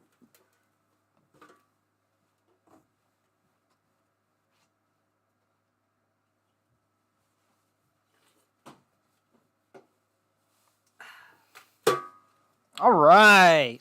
Well, we are nearing the end of our show. We got a couple fun things left in store. Don't show that just yet. Yeah, so 2 Game Lab games left, and then in between those, we're going to talk about Planet Flipper, which is also a fun one. So I guess I'll start the timer here, and we will just kind of jump into it. So the box that I've been handed is for a game called Gachapon. So what is Gachapon? Well, if you're familiar with Gachapon, it's like those capsule toy machines where you'll put a coin in and then you crank the handle and you can see all the little capsules in the machine, and then one comes out and you open it up and you see what you got. This is Gachapon, as in like a pawn shop, like you're selling them. So the idea is that you're roaming the streets of another sort of integral part of this game's inspiration is in Tokyo. There's this district called Akihabara where there's these gachapon machines all over the place. It's like block after block after block, and you can't walk more than 10 feet without running into one of these things. And it's not just one. It's like, walls of these. If you got to look it up and just and see it to understand what I'm talking about here. It's really pretty crazy. It's one of the more exciting parts of my trip to Japan earlier this year. Although we were working on this before I was working on this before that happened. So, what is happening in Gachapon? So, you are roaming the streets, collecting these little capsule toys, and then taking them to various shops and stuff, trying to sell them for a profit. So, you're there's all kinds of different capsules that you can collect, and they each have different things that they do. Well, actually, I think we're playing with cards from a version of this where they don't have effects on them, or maybe, okay, yeah. This is obviously still very much in development, so, no, I think this has got what I need. I think this is the more fun way to play it. It's been a while, actually, since we've looked at this, but, so these are these capsule cards that you're collecting. They're nice and square, and sort of reminiscent of the shape. They're about the same size as like a gachapon capsule that you would collect. And they have different themes associated with them. There will be obviously some cool artwork on these cards in a final version of it. And then you'll notice that they have 3 numbers and then some text. The numbers indicate their selling prices. So depending on where the market's at for this particular color of capsule, it might sell for 3, or it might sell for 2, or this one actually doesn't have a lower price. It might sell for also 2. This one, the Jazz Duck, has a really high hot price at 14, but then it really cools off at the medium or low price of 3, or all the way down to just 1. So you don't want to sell the Jazz Duck unless the market's really heating up for it. So the way that this works is you've got these cards. You've also got some dice here. I'm not going to be able to explain all of this in the remaining 5 minutes. We're already halfway through this thing. So these little coins are going to represent your money. You're going to have to pay coins into the machine whenever you're going to get a new capsule. And these dice represent the different actions available to you on your turn. So you can see there's different things printed on these dice. I'm not sure exactly how we're going to produce dice like this for the full game. So it's a challenge that we're going to have to overcome. But we'll figure something out for it. But yeah, you roll these dice, and this tells you what you can do on your turn, and you get some re-rolls every turn. So if I don't like what I got, I can choose to re-roll some of them. The star is actually really good. That means you can choose whatever you want to do. But let's give it another roll so it's a little more directed here. All vending machines. Okay, I'm going to re-roll that one more time. The vending machines are sort of like a... if I'm remembering correctly, again, it's been a while since I played this, but they let you recharge the abilities on your capsules. So this is really what we want. This is the capsule icon that gives you the opportunity to buy a capsule. So you're going to sort of lay these out on the machine. This is the way that you can see the different colors in there. It's sort of evocative of looking into the machine and trying to figure out what exactly is going to come out when I put my coin in there. We need to roll a die as well. I don't think we have just a regular 6-sided die, but you would roll a die, and you would get one of these. Maybe I roll a 4. So I get this one. It's the big sandwich. Okay, I've got a big sandwich now. So that's pretty cool. And then this means that I also get a coin back. So I probably had to spend a coin to get the big sandwich, and now I'm going to get a coin back for that. So I'm, net equal for my turn so far. And then these vending machines are going to let me use the abilities on my capsules that I've collected. So maybe I have a couple of these already, and the big sandwich is just being added to my collection. So if I've got 2 vending machine icons, that means I can pick 2 of the abilities on my existing capsules and use them. So maybe I want to use this sapphire chunk to adjust my gotcha roll by 1. So maybe I'm looking at the colors on this, and of course the colors of the on the back of the capsule cards correspond to specific capsules that are available in those colors. They're sort of themed. There's a little bit of theme to them. So maybe I really want a pink capsule, and I rolled a 4 on my die, but I'm going to use my Sapphire Chunk's ability to adjust that up to a 5. So I'm going to get this one instead.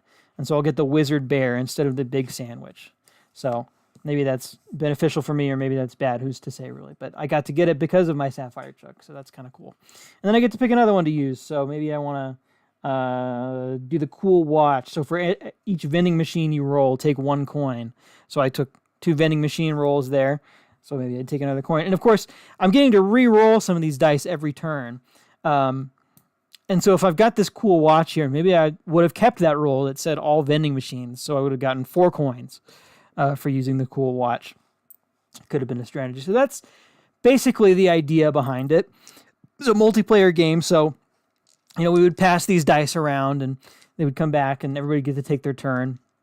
I think we were messing around with some idea where everybody gets to use the vending machine dice rolls. So no matter who rolls them, you get to use them. So there's some strategy to, well, they might be good for me, but they're also kind of good for everybody else. So do I want to keep that, or what capsules does he have? I forget. So that's sort of the crux of the game.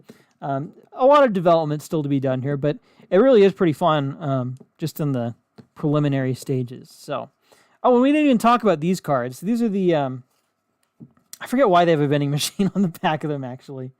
I think actually maybe this is what you draw from to, when you get a vending machine card. I don't remember. Different stages of the game. I think that's from the old version, or this newer version, actually, that I didn't like as much. But these cards, so these are the market cards, and these will tell you, you'll flip over one of these every turn. We're running out of time here. But flip over one of these every turn, and it tells you like what's hot in the market, what's trending downwards, and that will affect the amount that you're able to sell your cards for. So there's that too. And we're out of time, and we're going to move on quickly to the next one. Yeah, Planet Flipper. So we'll do Planet Flipper next.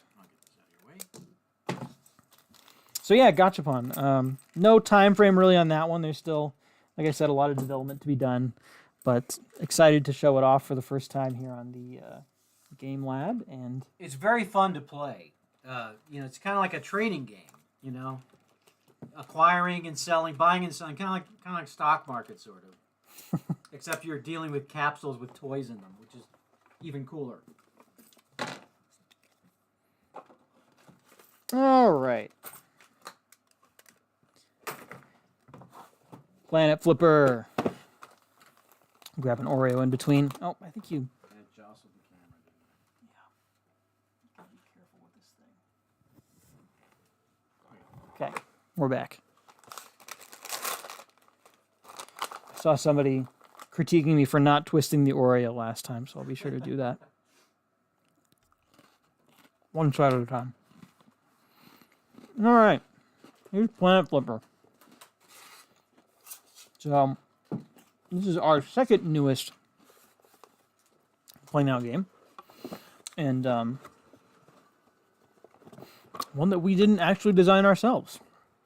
We acquired this game at Dice Tower 2 years ago from Daryl Durston, now friend of play Daryl Durston. And I played it with him, thought it was really cool. That would be a great fit with the kind of stuff that we do.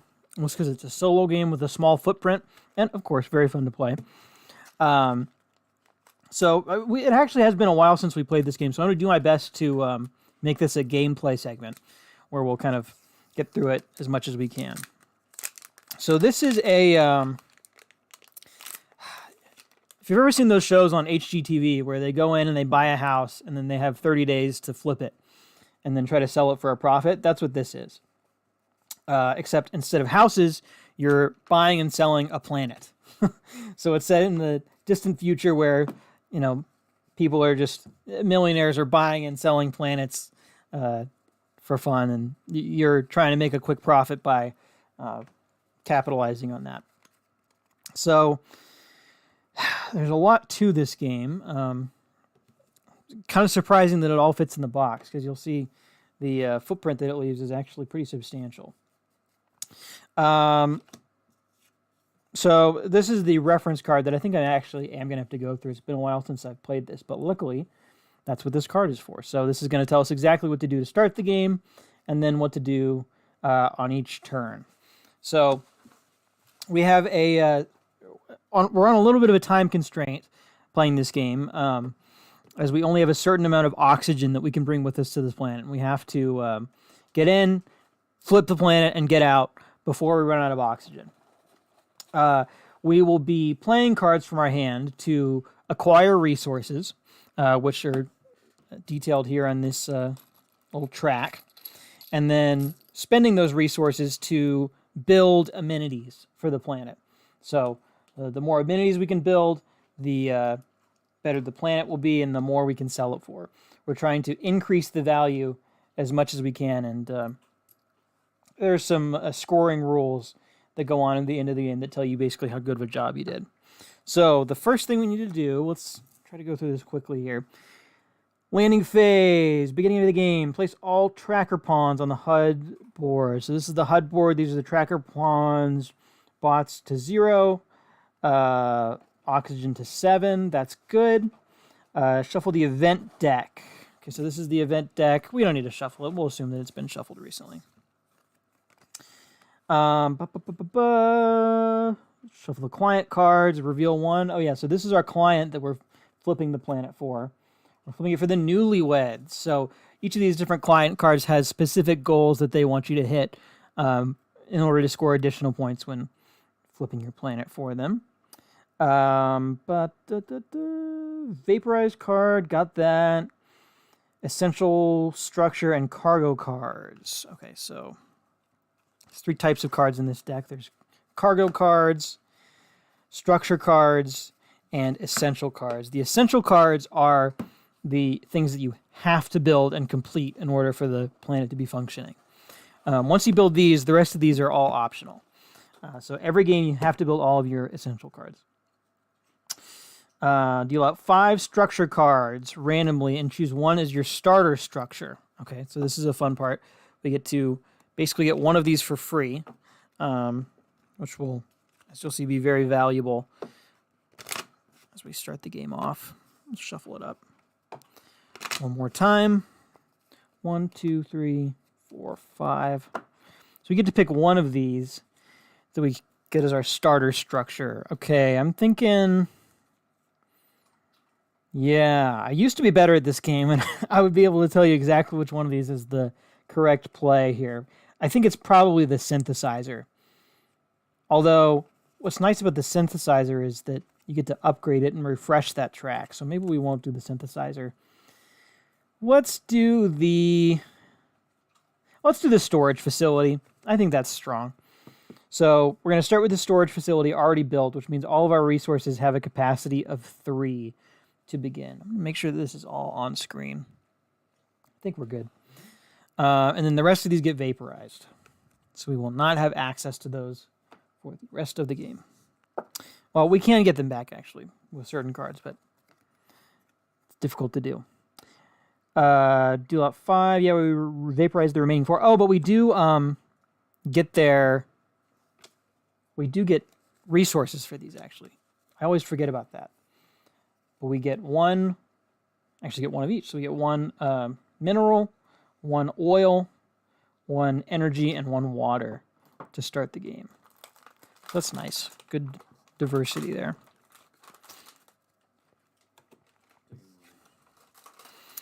Then we choose our difficulty setting. We're going to take all the cargo cards because I need all the help I can get. It's been a while, like I said. Then we shuffle all of this together.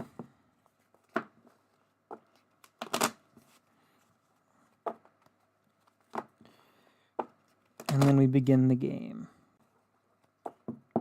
Deal out 4 cards to make our starting hand. Oh, it goes the other way. It goes like this. All right, so this is our starting hand. I'll flip our card over, and we will read off what we can do. So we're in the action phase right now. There's three phases. There's the prep phase, the action phase, and the report phase. We've skipped over the prep phase because the first turn of the game replaces the prep phase with the landing phase, which is what we just did. So now we're in the action phase. We can play cards from our hand in any of the following ways. We can discard a card to collect its resources. We can build a card by paying its build cost. We can develop a card by paying its upgrade cost. We can discard 2 cards to build a bot, or we can discard 3 cards to gain any 1 resource. That's right, it's coming back to me now. I'm going to put these down here, actually. So let's start by... I don't know, we need a bot, but do we really? Let's build a Hydrodome. I think that sounds good to me. Or we could just start with this. It's always good to get the essentials out of the way first. So this essential needs 2 water and 2 minerals to build it.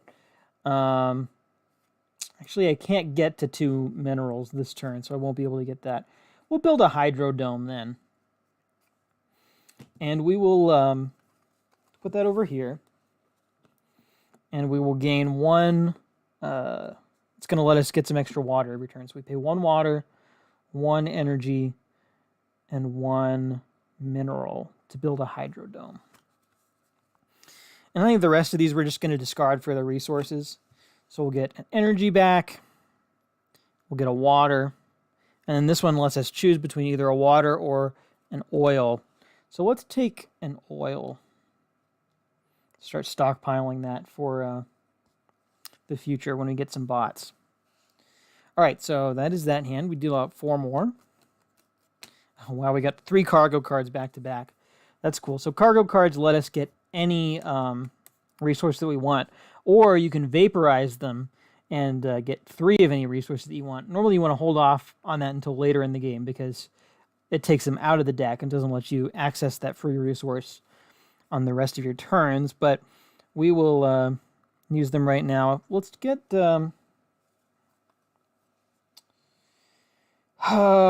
let's get some minerals. We don't have any minerals right now, so let's get 2 of those.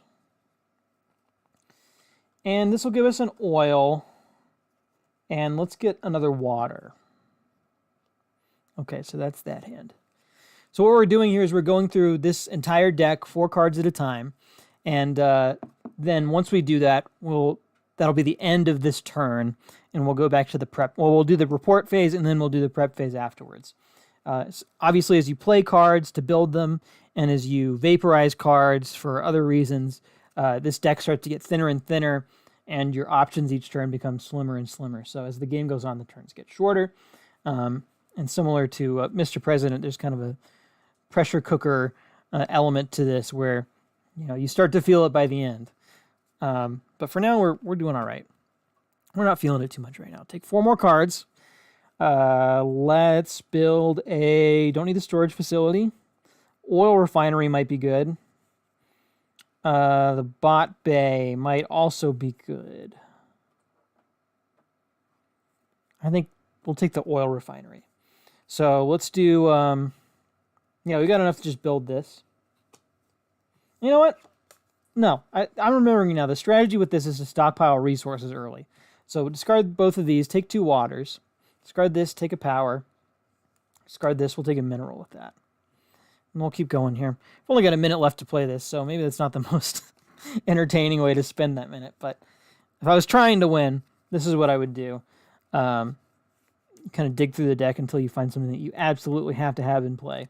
I've got a whole video on this. We did a video a while ago about how to win at Planet Flipper, because similarly to Aviatrix, we got some complaints about it being a little too difficult. So there is, some strategy that must be employed if you're going to succeed at this game. And if you want more info on that, go back and watch that video. But my tip for now is just to stockpile your resources early so that you can keep the cards in the deck for later. We got 13 seconds left. We're not going to get much farther in this game than that. So we'll go ahead and call it there for Planet Flipper. We will pause that, cancel. All right. And we'll start packing this up to make way for our final segment, the last Game Lab game. And the newest game. And the newest game, that's true. It is the most recently developed. I'm going to have the other half of my Oreo here.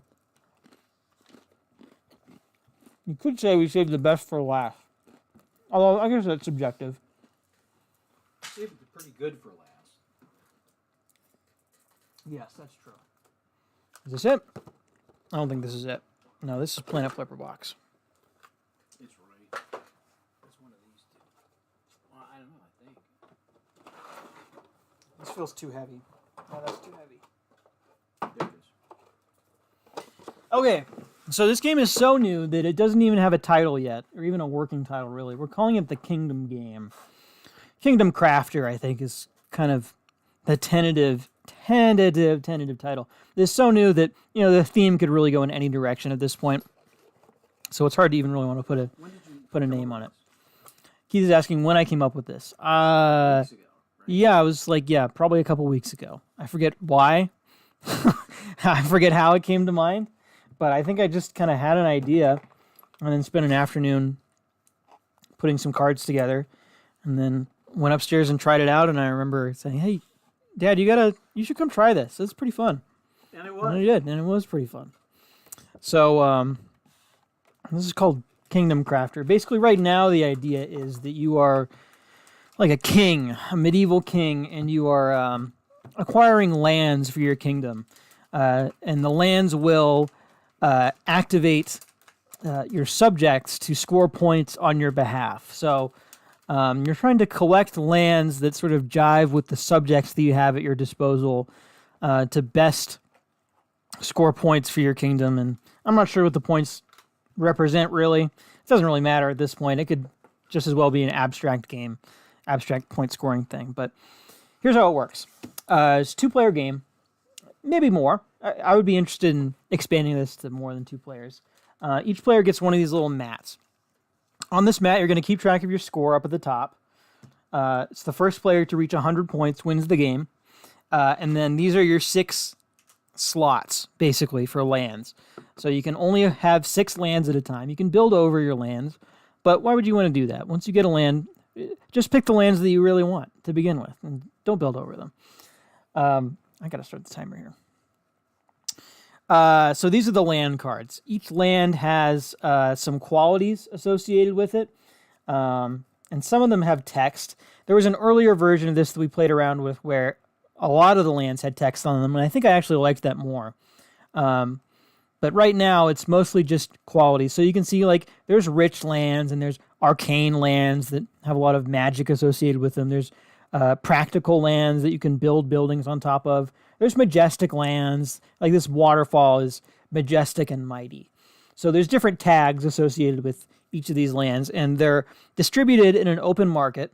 So both players have access to the same lands at the same time. You'll get to pick one every turn if you want to.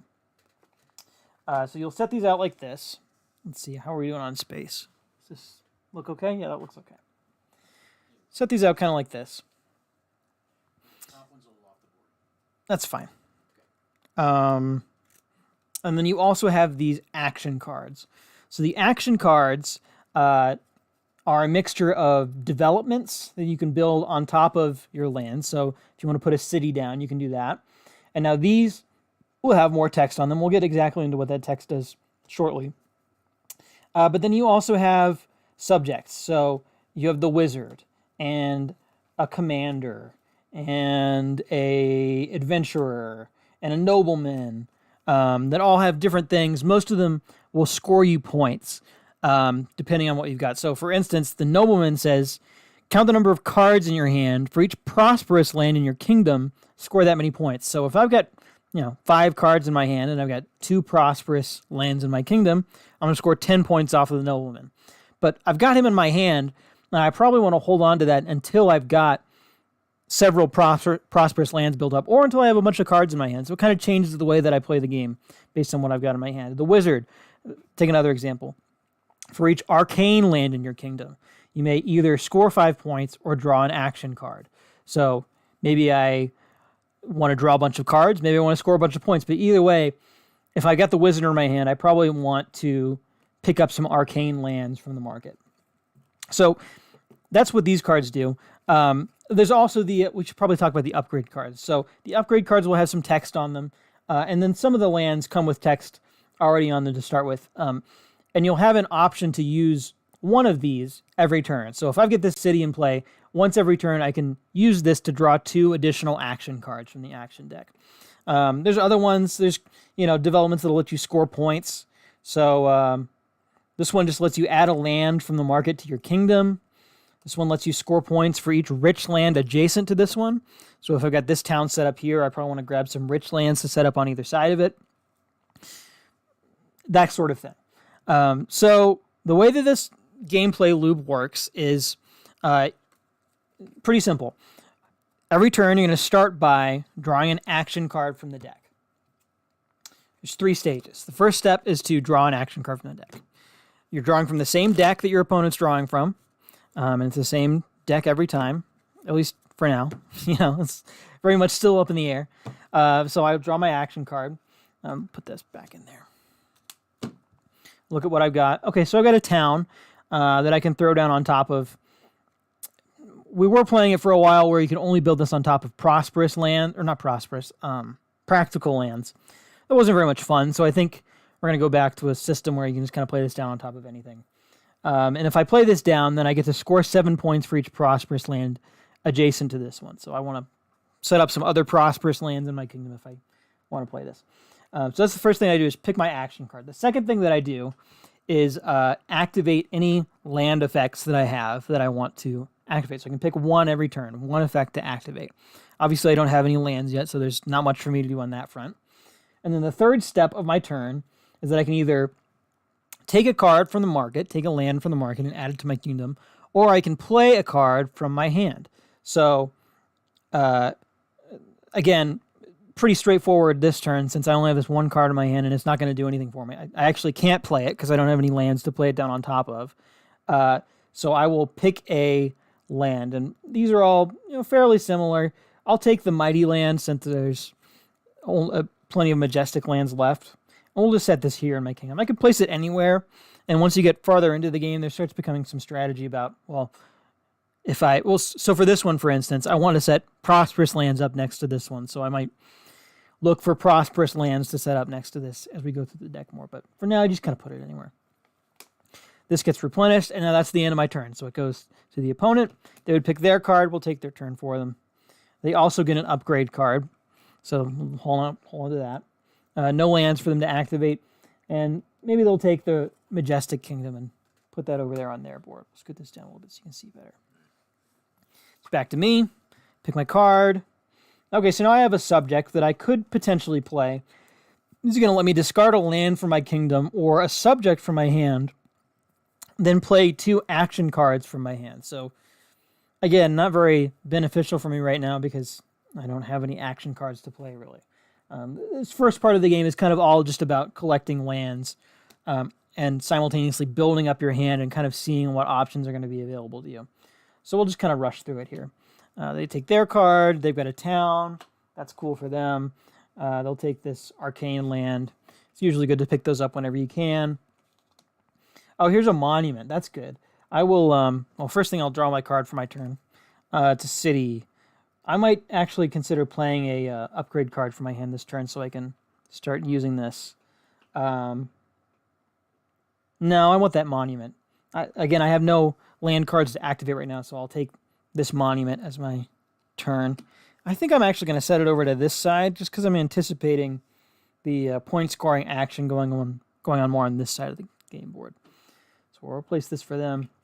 And now I'm thinking, okay, I've got this city in my hand that I could play down that's going to let me use the effects of 2 other lands in my kingdom when I activate it. So if I play this down, I'll be able to use this monument's effect of drawing an extra action card, and then also something else that hopefully I can set up later on down the line. So they'll probably take this double trait one and give them another card too. Why not?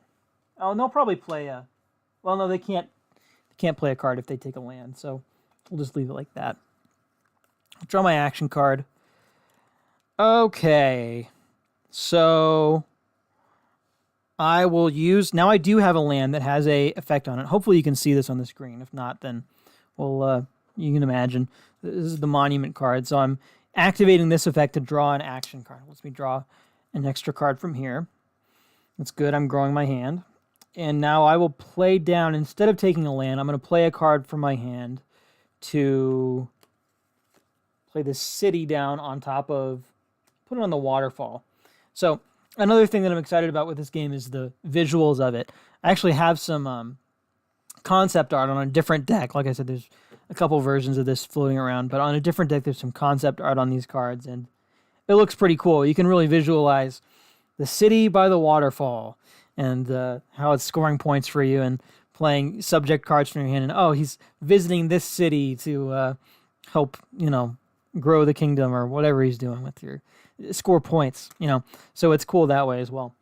But that'll be the end of my turn playing this city down. We'll get to take another card. Summoner is always good to have. You notice we haven't scored any points yet, and it may seem daunting to get all the way up to 100, but rest assured, it'll go pretty quick once you do start scoring points. You'll get several turns of big consecutive boom, boom, boom point plays. He'll build this. He'll play a subject card from here. That seems strong. He'll take that. Play that down on his thing there. My turn. Pick my card. Got the wizard. That's good. It means I want arcane lands. My summoner also wants arcane lands, so I probably should be trying to pick some of those up. That is one problem that we're having with this game right now is sometimes you'll have a handful of cards that want a specific type of land, but the market isn't really giving it to you. So unless your opponent's picking cards that you don't want, it can be tough. So we need to figure out a way to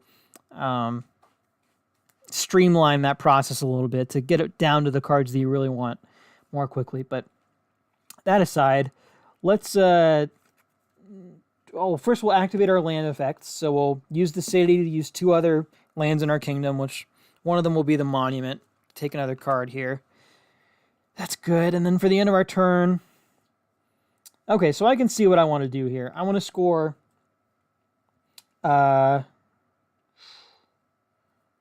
I've got 2 cards, 2 towns here that have pretty high point scoring potentials. This one's going to score me 7 points for each prosperous land. This one's going to score me 5 points for each rich land. So what I want to do is ultimately grab this, build this here, and then maybe build this here. Time's up. And where's my other town? Kind of go like this. And now I can start using this city to activate 2 other effects of my cards. And I can score points from this and some points from this and really pick up the pace of the game and get to that 100 points quickly. So hopefully that was at least decent job explaining what's going on here. I imagine maybe not. Maybe it's a little bit confusing still. But that is Untitled Kingdom game. Recently in the works here at Play. So, and I think that about wraps us up. I'm going to hand it back to Keith, and he'll close us out here. I'm not even going to bother picking this up. We'll just swap it over to the face cam. Yeah, I would say on this game, first of all, I thought it should be called I Am King, but Sam didn't like that. But the idea is cool. There's 2 things about this game that really I think make it. I think it's going to be really great when it's finished. Number one is the visual. The visual, as Sam was alluding to, where it's cool that I'm going to build this factory on this meadow, or I'm building I'm building this town positioned between 2 rich lands, and it's siphoning, it's generating commerce from these lands. It's very visual. That's the first cool thing. The second cool thing about it is it's really becomes a battle of wits between 2 players as to when to stop accumulating and start scoring. It's like, I want to build a little bit more. I want to build a little bit. I'm going to start. At some point, you have to start collecting. You have to start, putting your resources to use. But when to do that is quite interesting decision and choice. So I think this game is going to be really cool when it's finished. Speaking of finished, we are finished. Thank you for watching the NOW-A-Thon. I appreciate you hanging with us. I'm sure most people kind of came in and out. That's great. We really enjoy spending the time. Hope you didn't mind the casualness of this. I guess it's considered impolite to eat while you're talking, so please forgive us for that. So next week we were supposed to do the Game Lab segment. We had that scheduled. But we did the Game Lab segments today, so as part of our Now-A-Thon. So I don't have a firm idea as to what exactly we're going to be doing next Thursday, if anything. So stay tuned. We'll let you know. Until then, though, hope you have an awesome weekend. Trying to think of what news I need to get people caught up with. We are going to Origins, not next week, but the week following. We'll be playing. I think we're going to bring this game with us to Origins as well. If you are in the area, Columbus, Cleveland, that area, can make the trip and are interested in joining us, please let us know via email. Hit the contact button on the website. Please hit the like button on your way out of our stream, and have an awesome weekend. Hope you enjoy time with loved ones and family and friends and doing stuff you enjoy doing, and we will see you hopefully next week right here on the Play Games YouTube channel. Thanks again for joining us for the Now-A-Thon.